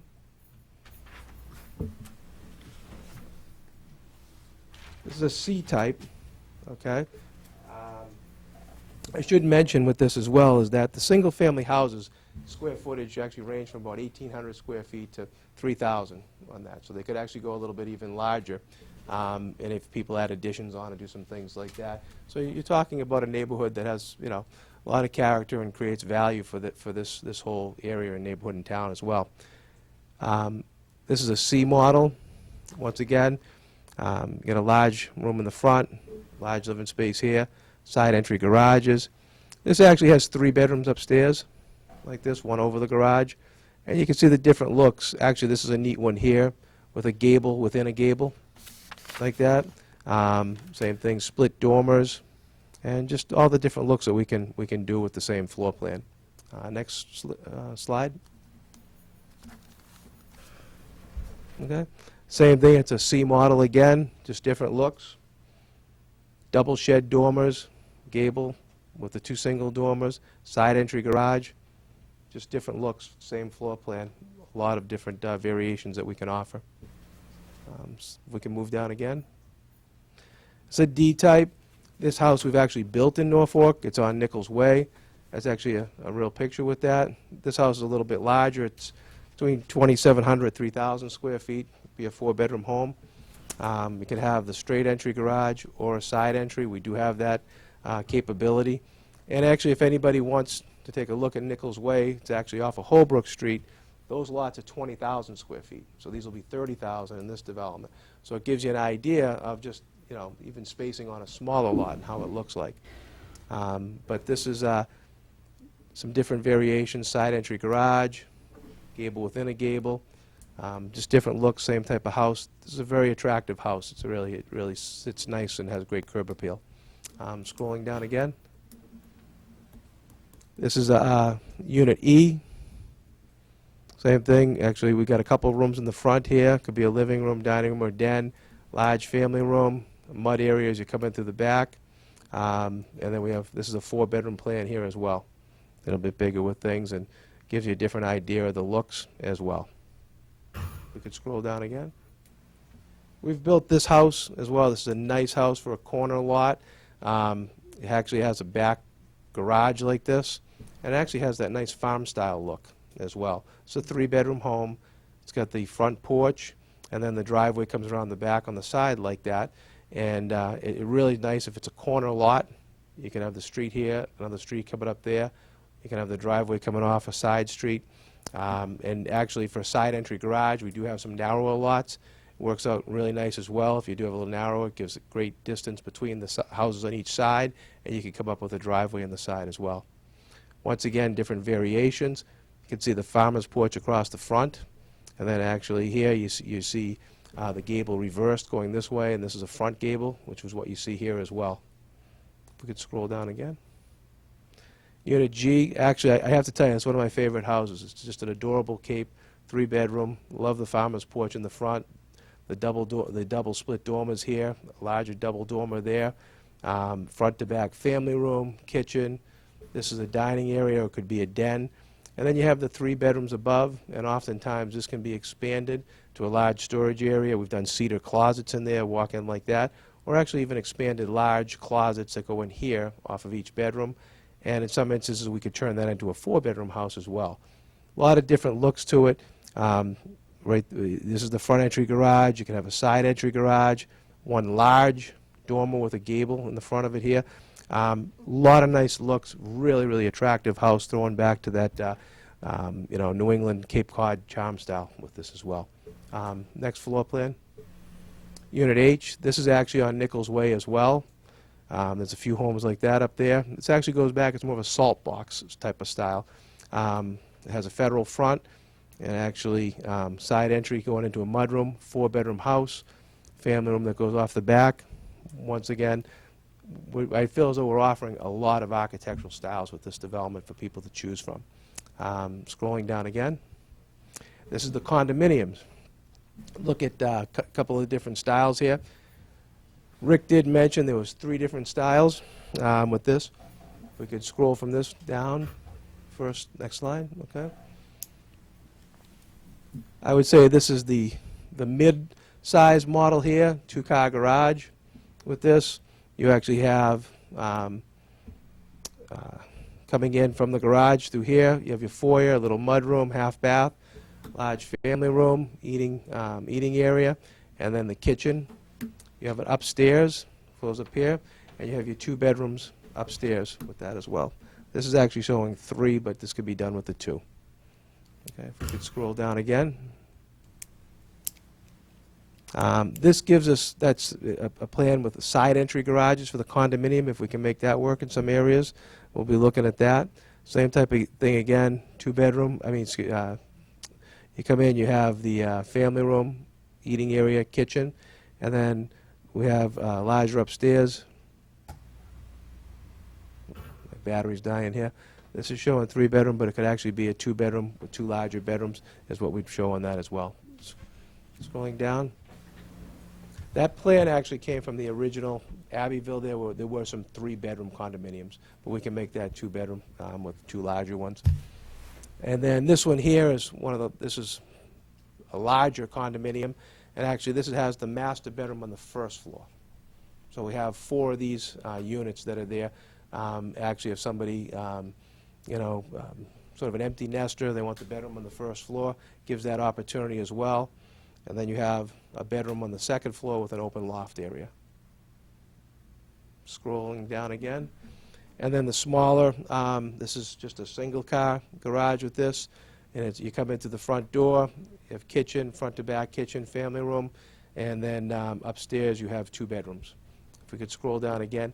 The floor plan isn't actually on this. For some reason, it didn't get on that slide with things. I didn't notice it till today. But 2-bedroom upstairs and front to back family room, kitchen area. It's a nice look with it as well. So that's the smallest of the condominiums. Tom, They all have basements. Did you say that's a single-car garage? Yes, it is. Can you go back and look, is the picture a 2-car garage, or is that a? That's 2 condominiums side by side. Okay, that's right, okay. Sorry to interrupt. Okay. Couple of other things. If we're looking at, so some of these plans have already been built in, if we could scroll down again, built in Norfolk. This is just houses that are in the neighborhood across the street and things, sort of colonials that you can see with our architecture. We're trying to blend in, similar types of colonial styles. We're offering some more dormers and other characteristics, but we could scroll down one more. It's, the architecture is not too far from this, so we're trying to blend in and make things, sort of coordinate with the existing architecture that's in that area that's there. I'd be lying if I said I know exactly what the real estate market's going to be doing based on what the economy's doing right now with everything.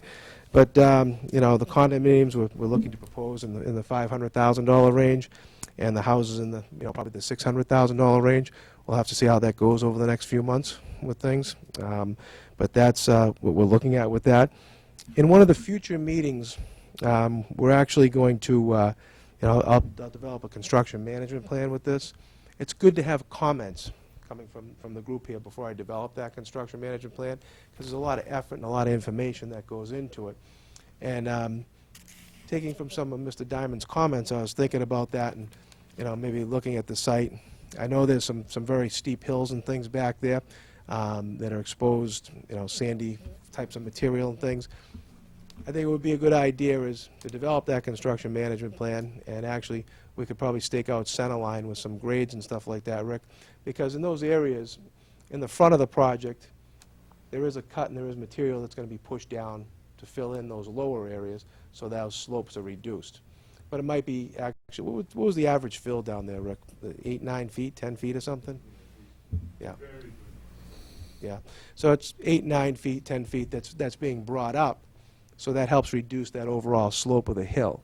I think that can be explained, very easily in a construction management plan, and it may make a lot of sense even for the board if we schedule a meeting out there before we have a hearing that talks about the construction management plan and just walk that.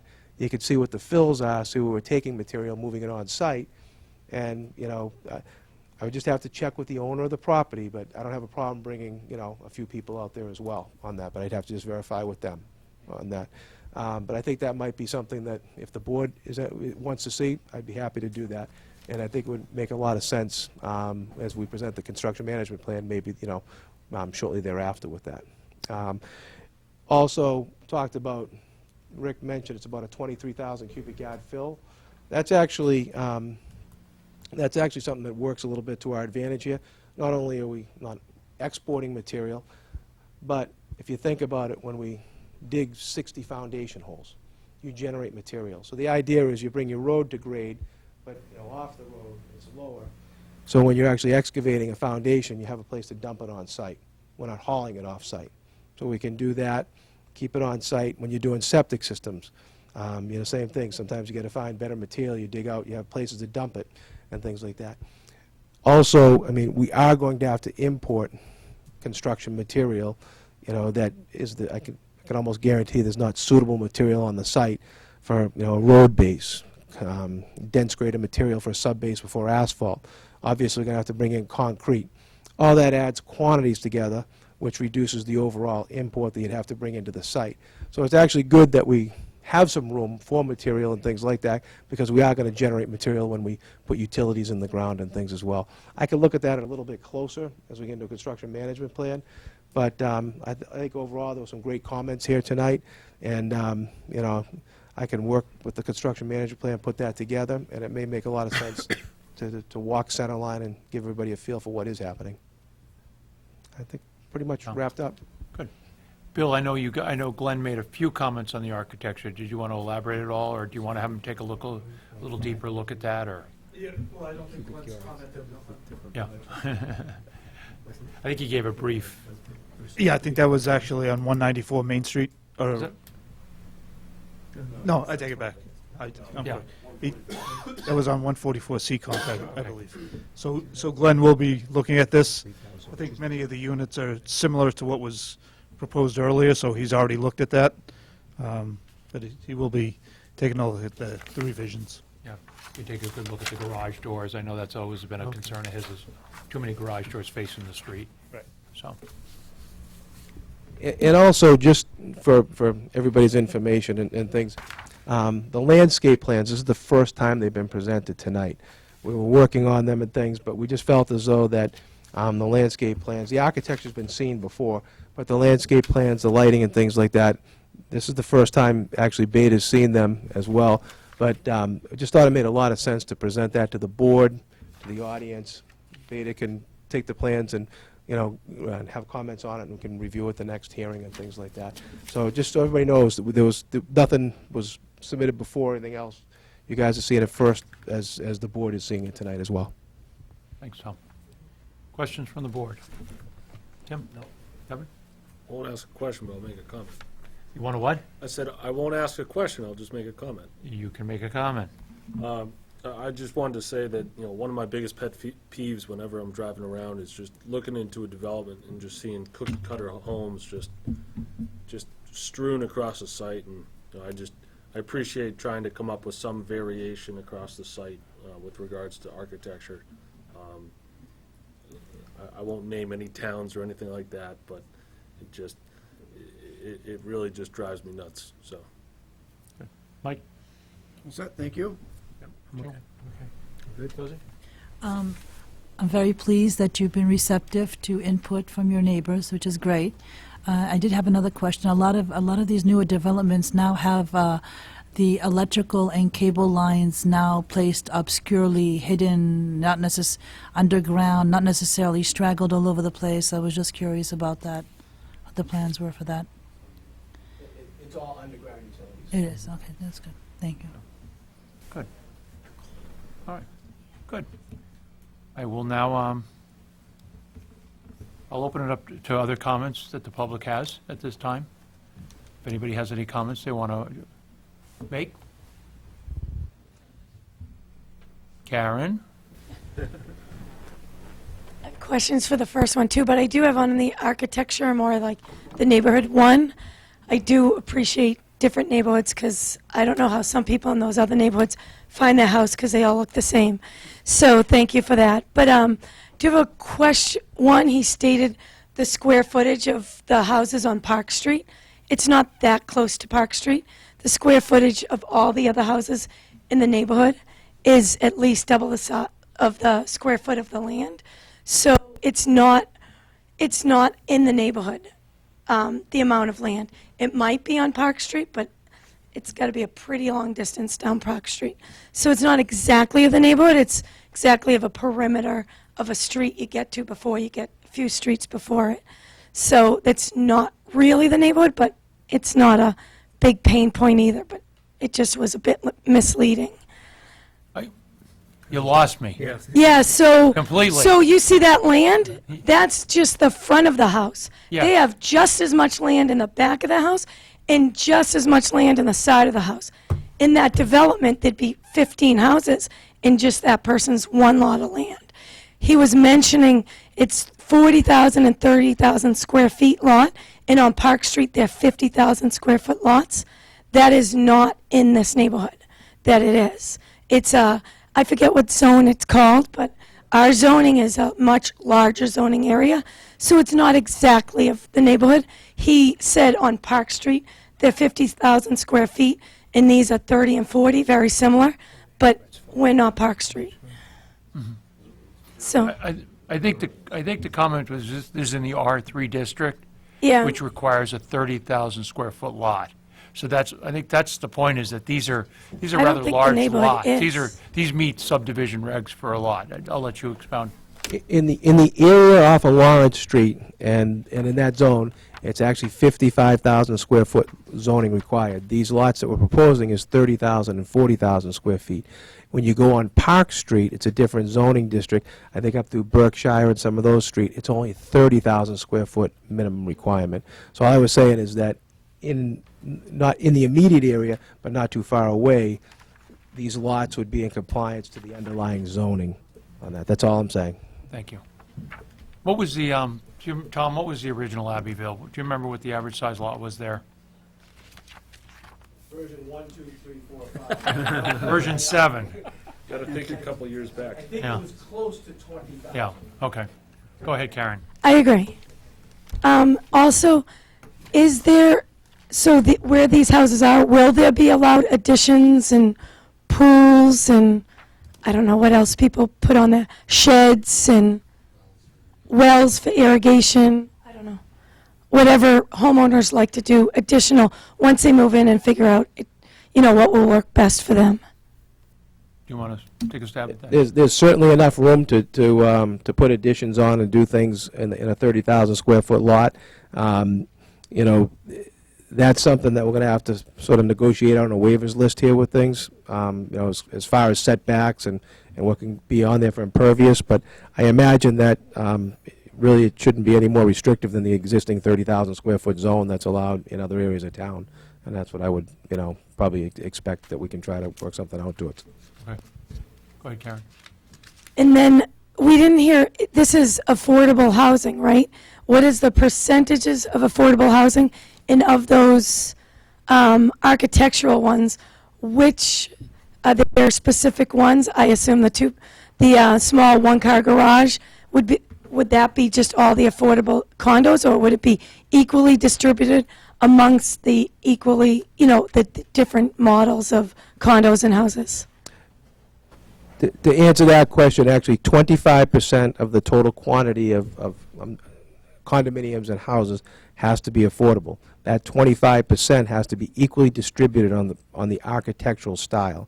So if you noticed when we were talking here, there's 8 buildings with 16 units. That's divisible by 4. So actually 4 of those 16 units would be affordable. The other 12 would be market rate.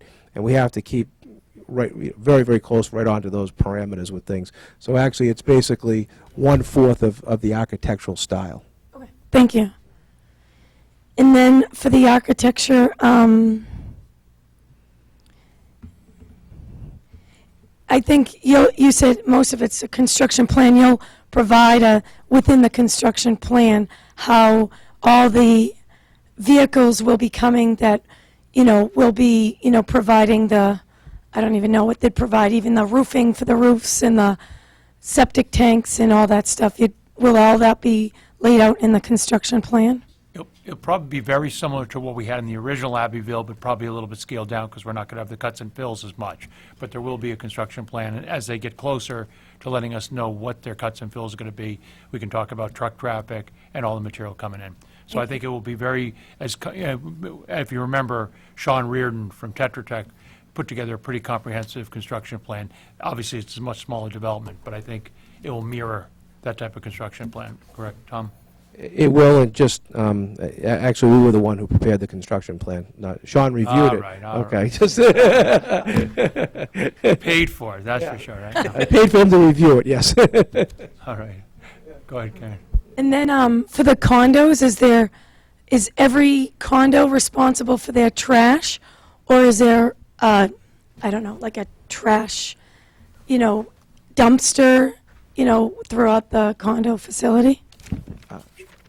Most likely what will happen here, keep in mind that the condominium could change its guidelines in the future, but what we've done over at the Village at River's Edge and at the condominiums is basically contract with a waste recycling company, and they provide the large barrels that you pull out to the street. So these people would store these barrels in their garage, fill them with trash or recycling, pull them out, and a waste hauler that would contract with the condominium would pick it up once a week, or as the condominium decides they want to have it picked up. It would be each house? I mean, each condo, or one big one? It would be individuals. Individual. So it'd be like curbside pickup. Perfect. Mm-hmm. No, that was my concern, because this is doubling the size of the neighborhood from the bridge out in Norfolk, and we don't have trash pickup, and there's multiple, just in our neighborhood, everyone uses a different trash pickup, different day, different time, and especially, you know, so if we're doubling it, we'll just double the amount of trash trucks just coming through, you know, on different days, different times. So I think that's a good thing to just have one type of, you know, trash company that comes through, because that will eliminate at least some trash truck traffic. Trash truck traffic? Correct. Did you say that 10 times? It's like truck trips. So, yeah. That's mostly on the architecture. Good. I have some more questions. You have some more questions? I Okay, do. go ahead. I have not heard anything about a traffic study. I did see that this is estimated about 700 cars daily to the neighborhood. The traffic study, we've been here for 3 years, is different. I mean, I live on the street. From now There's to gonna just a be- year there's gonna ago be- to I'll 3 save you, years there's ago? going to be a traffic study. Rich actually alluded to that earlier. At a future meeting, we'll have a revised traffic study. There was one for Abbeville. It'll be updated. And it will have the new development, including the ginormous one in Rentham? That's within a mile distance from, The traffic study was completely done again with new traffic counts on Lawrence Street and everything. So it was basically done from zero, like it wasn't done before. And I don't think it's whole new one. completed yet. I think you said it's not All right. 100% yet, so. It's been submitted to beta, so I think Okay. they're reviewing it. All but right. it includes the future development that will be complete before it. There's a very large development on Park Street, right on the Norfolk border. It's less than a mile away. We felt the blasting from it. That's how close we are. And I would think that will, by the time he's done, that will be done, and it's very large, so it will include that neighborhood, the traffic study. I think when we get the traffic study, we can address that. Okay? All right. All right. We haven't seen it yet. We haven't seen it yet either. Okay? It was submitted, just so. Yeah, I think I have to find out where it is, yeah. And she's talking about traffic count increases on Park Street. Right, from the Rentham development. And Yeah, which way no, I'm we're aware going. of it. Well, they'll be coming then through, Yep. cutting through. And then I know we discussed at the beginning about the wetlands. This area has expired for wetlands delineation. There are wetlands in it, just at even the street entry, I know they said it's about 4 feet extra buffer from the 100, so it's 104 feet. But that's just this should be on record in the town, wetlands delineation.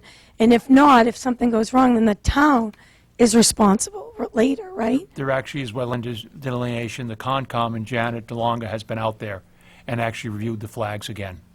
Okay. Yeah. So is there a new report as the public can see? Or, because we don't see those little flags. I mean, we drive by and we saw when they did them. I will check with the Concom unless. Rich, do you have anything to, can you elaborate? Yeah, they're, for the conservation commission. Okay. Okay? Thank Yeah, you. but No, Janet that's has fine. been out there. I don't know if you missed it. Janet has been out there, re-looked at the flags, Oh, relocated yeah. them, looked at the vernal pools. Yeah, so she's Yeah, been you very can active. see the new flags and stuff. And then a question about the hydrants. The water coming up the road, same concerns that Mr. Judici had, but also the hydrants is 3 just near the new neighborhood that's there. What about the rest of the neighborhood? I thought, wouldn't we want to put hydrants close, there's one that's, I don't think's functioning yet, but right by, right over the edge of the bridge, but there's, different, I don't know the laws of how far hydrants are apart, but that's pretty far from, Cranberry Meadow or the end of Eagle, a hydrant, right by the neighborhood. So you could add a few hydrants in as you go up the street. Tom, I don't know anything about hydrants, but do you have any insight into that? Rick or Bill, feel free to correct me if I'm wrong, but in general, the hydrant spacing is 500 feet on that, and that's traditionally, that's what the design is for hydrant placing. We were putting hydrants up Lawrence Street when we did the water main with that. We did meet with DPW, with the prior superintendent. I know he's not with the town anymore with that. And then to answer some of Mr. Giudici's questions with that, actually volunteered to, if the town wanted to supply the 3-way gate system for the 3 roads, Brett Farms, Cranberry Way, and Eagle, we'd actually install those for the town as we were going by if they wanted to. Sometimes that's a good public-private partnership because the town can buy it a lot less expensive than I can, and I can put it in a lot less expensive than the town can. So I think maybe with the board's introduction into a little bit further discussion with the DPW and something like that, maybe we can come up with a plan. Yep, okay. Karen? Yeah, that sounds great. And then about sidewalks, I know currently on the plan, there's no sidewalks on Lawrence Street. Right. But in the development, there's a sidewalk just on there, one side of the road. I believe, with watching other meetings, that you're supposed to have sidewalks on both sides of the road, both sides of the development, and if not, the developer gives money into some sidewalk fund, right? So could we maybe look at that sidewalk fund, and while we're here and digging up the road and putting water in, look to add a sidewalk the length of Lawrence Street, maybe not at the developer's cost, maybe at, again, a shared cost or whatever it is by the town, but investigate in the town to put a sidewalk there, if it's the town sidewalk money or whatever, because there is a bridge there that people fish, walk, whatever they want to do, or go to Park Street, and there's no sidewalk. And like Mike said, it's just almost a gravel road. It's so many potholes now that it's very dangerous to walk on. I'm gonna put on my Board of Selectmen hat and say, we wish we had money to put sidewalks everywhere we should have them. I mean, it's almost embarrassing that we don't have a sidewalk that goes to our senior center in town. So I know Rich is working on this. We do have a sidewalk fund, but a number of the sidewalks already in existence are in deplorable condition, nevertheless adding new ones. But I don't think we can condition the developer to add sidewalks onto Lawrence Street. I think that we cannot do. But we can, it's certainly something that the planning board and the planner can look into as we move forward. But I think, I don't think we can condition him to do that, as we haven't conditioned anybody else to put a sidewalk in a development to another area Right. outside of their development. Right, but isn't there a requirement on a sidewalk on both sides of the road? That, I don't know if, are you looking for a waiver to that, or what's your plan with that? That would be one of our waiver requests when we go over that. So the board can ask them to put into a fund. We can not grant it, so we have all those options. Right, and you couldn't just say, instead of putting a second sidewalk in, just put a sidewalk down Lawrence? I'll make one comment that Sure. I was on a sidewalk committee a while back, and Speak basically up. that's what we did. They basically took money, if they didn't do 2 sidewalks, there was some contribution to a fund. It was at the DPW's kind of direction how to use that fund, but we did try to make more connections in town, sometimes to the existing project, but it would need to be discussed with the DPW involved. Okay. But I do think that there should be a contribution to additional sidewalks or to a fund. Thank you. And that should be discussed. Thank I you. mean, one of the concerns is, and I think Rich can allude to it, is a lot of people on certain streets don't want sidewalk. So I know you would like a sidewalk down Right. Lawrence Street, but I mean, we're running into problems on other developments where people are saying, we don't want a sidewalk on our street. So that becomes a discussion we can have, but I think it involves the Got it. DPW, the Everyone has a planner. different opinion, yeah? Yeah. Okay. And then I had concern of the road width. I don't know if anyone, I just want to make concern that of the road width of going in, because there's a lot of houses, and it's high density, whether you think it's high density or not. And the width of the road is, not that wide. And I'm especially concerned of that condo area, because there are parking spots, but I'm sure as heck not going to, if I'm going to visit someone quick, I'm going to just park right in front of their house. I don't want to block their car in, right? And I'm going to run into the house, and now that 20-foot street, I don't know how wide my car is, but it's not safe passing. It's actually, the street width is actually 24, Karen. So Not in the condo. No, in the condo, it's going to be 22. Right. So if I go in and I'm in a hurry, I'm not going up to the mail kiosk to park in the 4 spots that are allotted. They already have a car parked in their driveway. I'm going to park on the street, right? Run in the house. Now my car, I don't know the width of a car, but that takes at least 1 full lane of the road. It's very tight in that condo, and that's going to happen, more than just me, all along that little road. We're going to make a condition that you can't go in the condo area, okay? That's fine. That's going to be the condition. No. Tom, do you want to? Lots of parking spaces, based on the fact they're 2-bedroom units. Go ahead, Rich. I know, you're not gonna like what I'm gonna say. So, they do, slow down. Well, I promise you, the vehicle parked on the side of the street will slow you down, because you're gonna be aware of a vehicle. So, when people park on the side of the road and the street's narrow, it works. I mean, now, if you're not driving that slow through those areas, I think I need to hopefully have you reevaluate your driving. But the intent of the School of Engineers, I think Devin can attest to, and Bill in the back, has moved toward narrowing road to slow traffic. And so, there's a balance, but again, the narrow roads are where we're going to discourage people with wide open space that can go faster. Believe it or not, the DPW, Karen, recommends 22-foot roads in town. They don't recommend even a 24, so I know, they're I'm actually in- looking for us to slim down the roads. Yeah, I'm well aware of The how they feel and DPWs. how I feel. Okay. Yeah. All right, and then one other item about the documents. We did get plans ahead of time, but then we get plans and they're different when we get here. I've watched plenty of other 40B, and you get the documents at least the Thursday before the meeting, and then the ZBA board comes with like a list of questions, well-prepared questions, one of them especially more prepared than even most. And they just, I think they got them today via email. Like, these are updated plans. We need to know them beforehand. We were able to look at These were the February plans. 9th.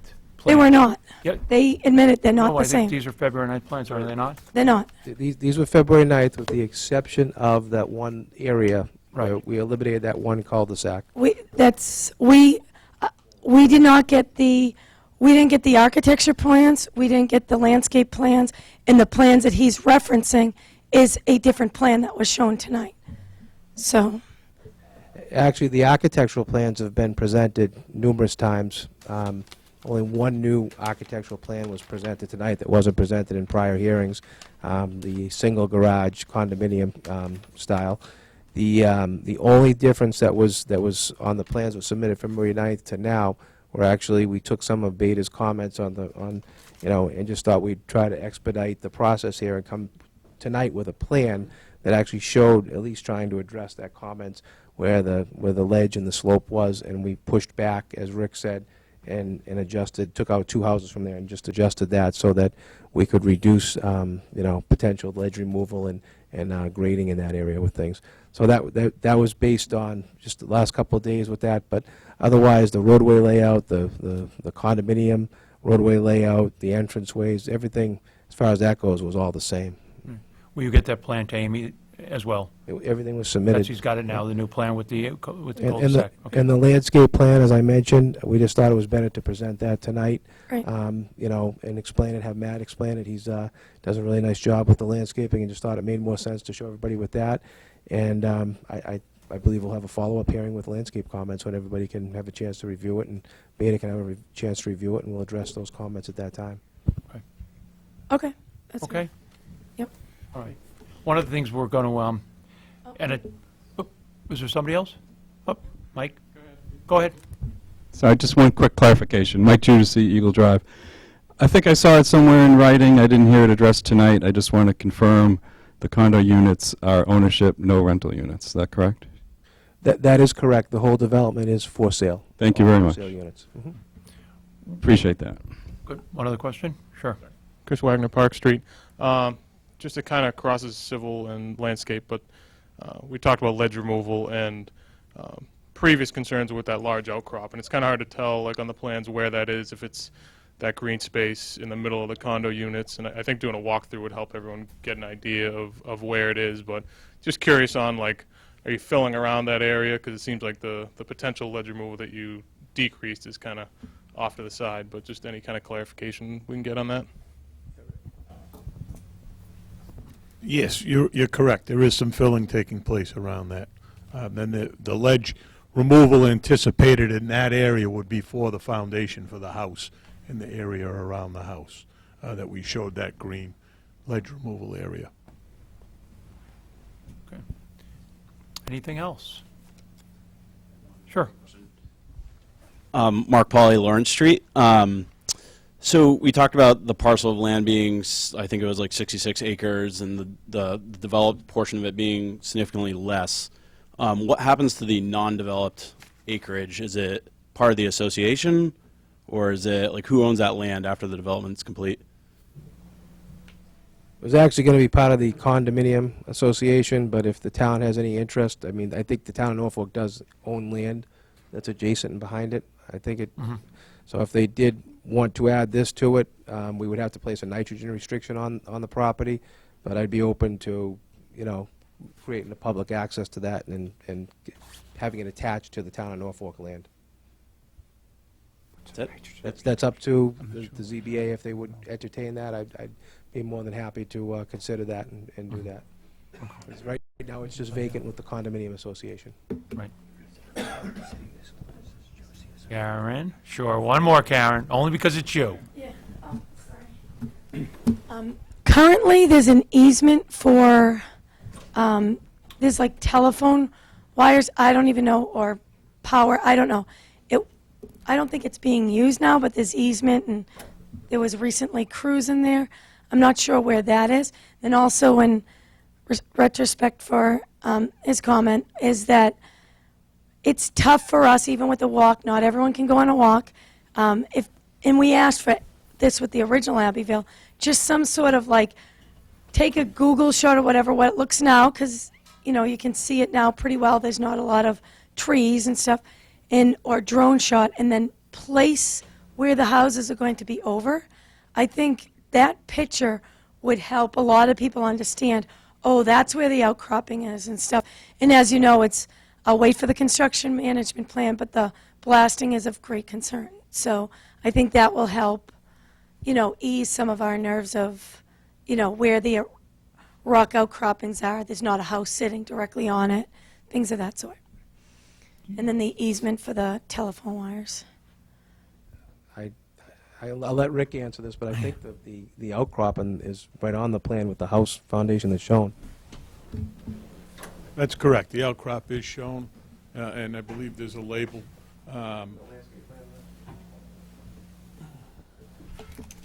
Betsy, would you please bring that up for us?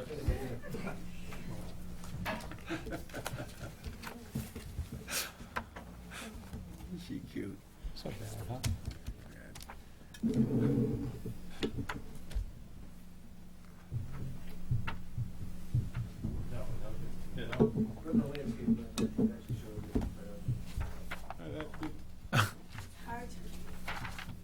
Hard to read. Is not good for this one? See, the ledge outcrop is in this area right here. The other one, I commented on, I think that the colored version? Yeah, the colored, yeah. Correct me if I'm wrong, Matt, the base of this is an aerial photography That is correct. picture. Google Earth Okay, so you're actually seeing the houses and the roadways like you're, you know, requesting. This is all the wooded area, and that whitish area, gray whitish area there is the ledge outcrop. Yeah, we haven't seen, Is that what you're looking for, Karen? Yeah. Okay. Orientation of the houses. We just finished that for Okay. And then I'd like to thank them also for a lot of our concerns from our letter were addressed. You guys did? Yeah, a lot of our concerns from our letter were addressed. There were some that weren't addressed, but I assume there'd be upcoming ones. As we, you know, as we as keep going go on, what through. we'll probably do, and Exactly. I haven't even talked to the developer yet, is provide answers to those specific questions underneath them. Right. Just so you have we'll get But you a yeah. reply back so you have it all. But, He's talked about a lot of them, Exactly. but we'll put in writing underneath them, so it makes it easier for you So to yeah, know it's that been- you can check the boxes. So yeah, so thank you very much. Okay, Tom, I think we can do that. You pretty much have answered a lot of them already. Just a answered simple a answer to those majority of questions that she's got. Thank you. The ones that we have to answer. Yeah.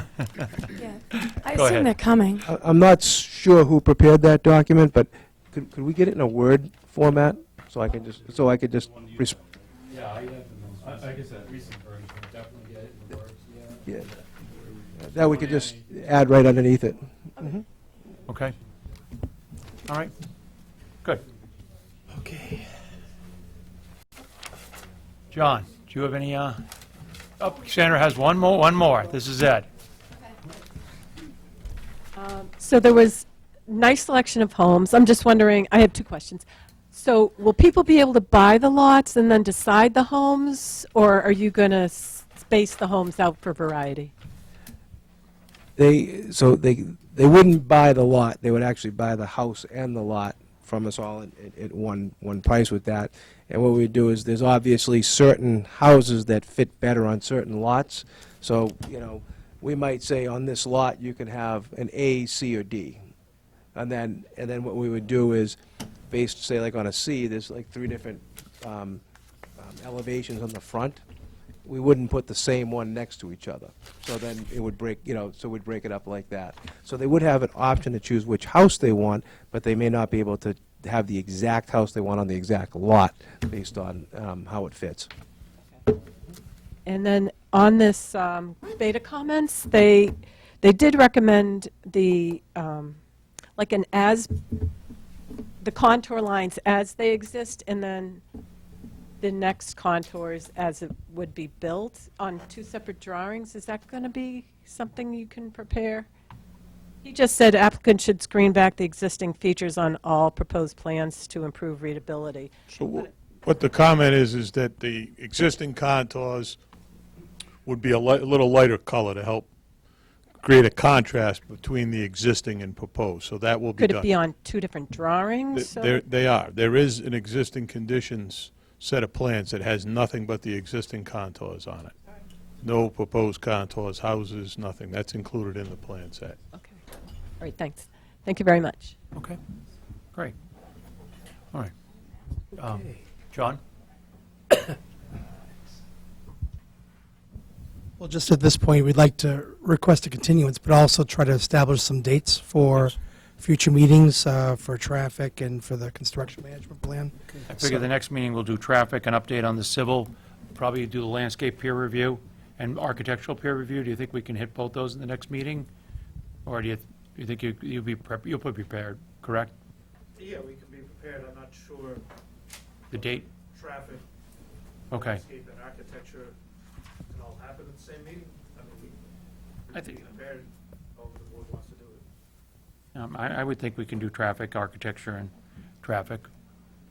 What, were you thinking that as well, or? I think we could follow up on the civil. Hopefully, the engineers can resolve any of the outstanding things that were mentioned tonight before that, and just come in with an overview. And I think we did a pretty good overview presentation of landscape tonight.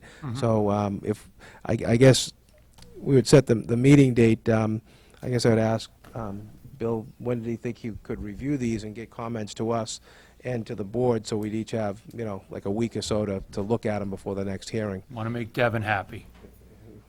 Actually, all of us. Bill, what's your timeline? We haven't seen either landscape or architecture. We haven't seen the landscape architecture plans yet. Okay. I think we need a couple of weeks to review. Yeah, we have the traffic. We've started to review the traffic, so. Yeah. Do you want to go in April, or would you prefer to wait till May 6th? Right now, May 6th might be a better date. I think if it's going to take 2 to 3 weeks for them to put that together, I don't know where that puts us, so.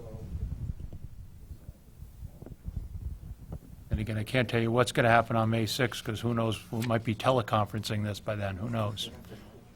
So we got, so April. Or be in a bubble. 2nd would be 3 weeks, so. I would say anytime after when's the next hearing after the 16th in April? Would be May 6th. Do the May 6th, and hopefully we can resolve a lot of concerns before then, if we can have the comments, you know, by that first week in April. Right. Then that's Okay. easier for them. So we can play it down, and then that gives us a couple of weeks to at least look at their comments, try to address them if we can before we come to the hearing. So, you know, we can resolve, you know, most of these things when we're at the hearing. Yeah, and Dennis, you'll check with Dan and make sure that he's, Yeah, one of us will here be he is available. Right. Okay, and we'll add, and we'll get some answers on that DPW, the stubs, as well as the road. Rich, maybe we can get some feedback from Barry regarding that. We talked about the sidewalk a little bit. You can talk to Barry. I think Dennis and I will probably give you a recap from the meeting, so you can pursue with that. Okay? And we'll also just submit the extension on the 180-day Thank period you. as well. Appreciate that. So could I get a motion to continue the public hearing for 17 Lawrence Street, Abbeville, until April 6, 2020 at 7 o'clock? I so move. Excuse me? May 6th. Did I say April? I'm sorry, May 6th. It's getting late. It's getting late. May 6th. So moved. Second. Second. All those in favor? All right. Very good. Thank you very much. Thank you, everybody, for coming in. All right.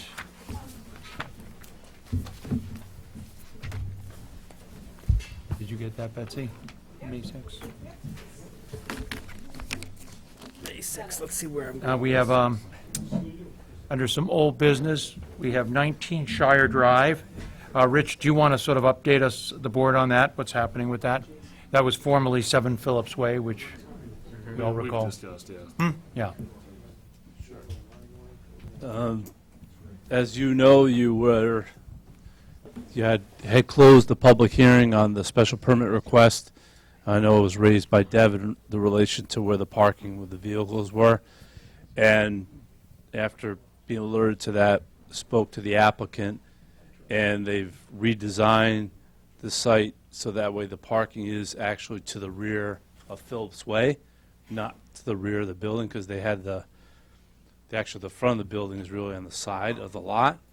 And we don't have a requirement in the bylaw that your front of your building has to face the street. So what they've requested, is speaking to town council, is a request to have another hearing by the board, which we would advertise, send notice to everybody, and then you could take in as evidence the new plan that shows the parking in the rear, and then issue the special permit that was requested before the board. So if you would, they did submit a letter requesting that. If you do allow them to, allow yourselves to have, grant them another hearing. Right. Then we can get it advertised, and then we should be able to hopefully have it advertised for April 1st meeting, which is within your time frame to issue a decision still.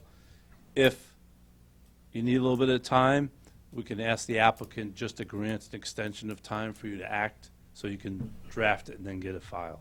Okay. So could I get a motion to accept the withdrawal without prejudice for formerly known 7 Phillips Way, now 19 Shire Drive, and the resubmittal of a newly approved site plan? So moved. Second. Second. Any comments? Question. Question. Just a little bit confused. Are they withdrawing, or are we granting them another hearing?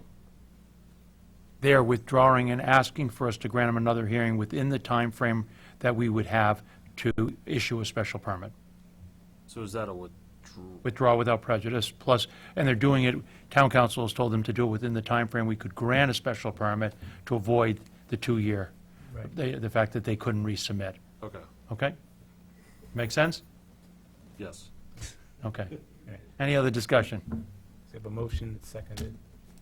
Discussion? All those in favor? Aye. Great. Okay. And then the other one was with the Enclave, and I'll let John update the board on that.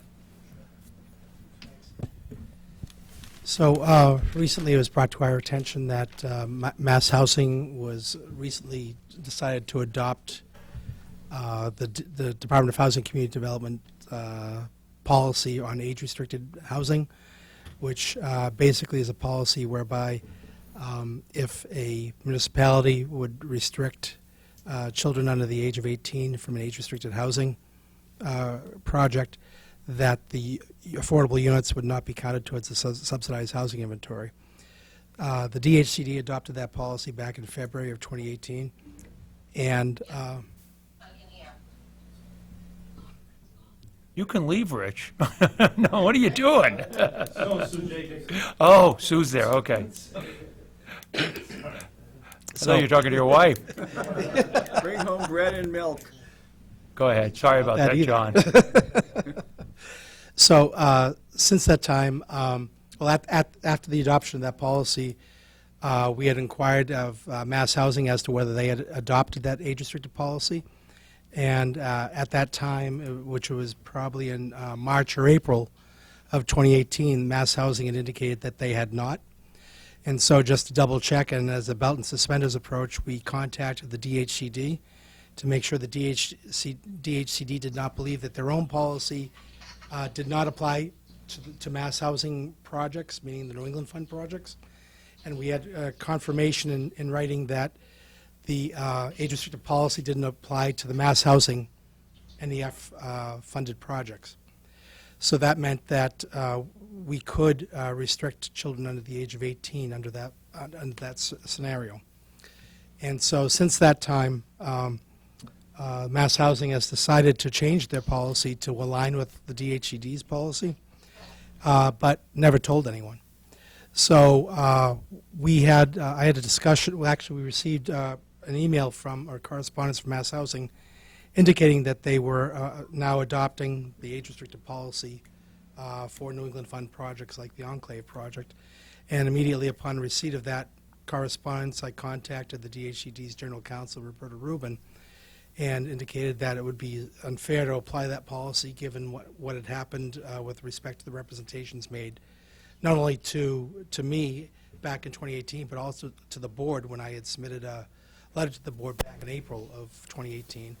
And so what she had indicated is that she would get back to me by tomorrow to have a further discussion, but she seemed to infer that it was a bit unfair, which I agree. So we should have some sort of response from DHCD, hopefully by tomorrow, after which time we could convey that whatever they have indicated to the board. Great, thank So- you. Any questions so for John hopefully- on that? So hopefully it doesn't become an issue. Hopefully it doesn't, especially the residents over there were all, we explained to them all that this would be age-restricted, so I'd hate to go back on our word. It's not right how they changed it. Correct. Midstream and never told any of us with that. Yeah. It's a bit of a silly policy anyway for age-restricted. There are very rarely any children in age-restricted units, but still from a marketing and a representation standpoint too, it's... It doesn't make sense if you're gonna have children, just buy a regular house that's in any other neighborhood and things. Correct. Set aside for empty nesters and people that, wanna retire and not have to worry about children in the neighborhood when they drive and anything else. That's the definition of an age-restricted development. Correct. Any questions? Crazy. Okay, thank you for updating us. Appreciate it. Anybody else have anything else? Okay, at this time, do I have a motion to close the zoning board of appeals meeting for March 12th at 9:46? So moved.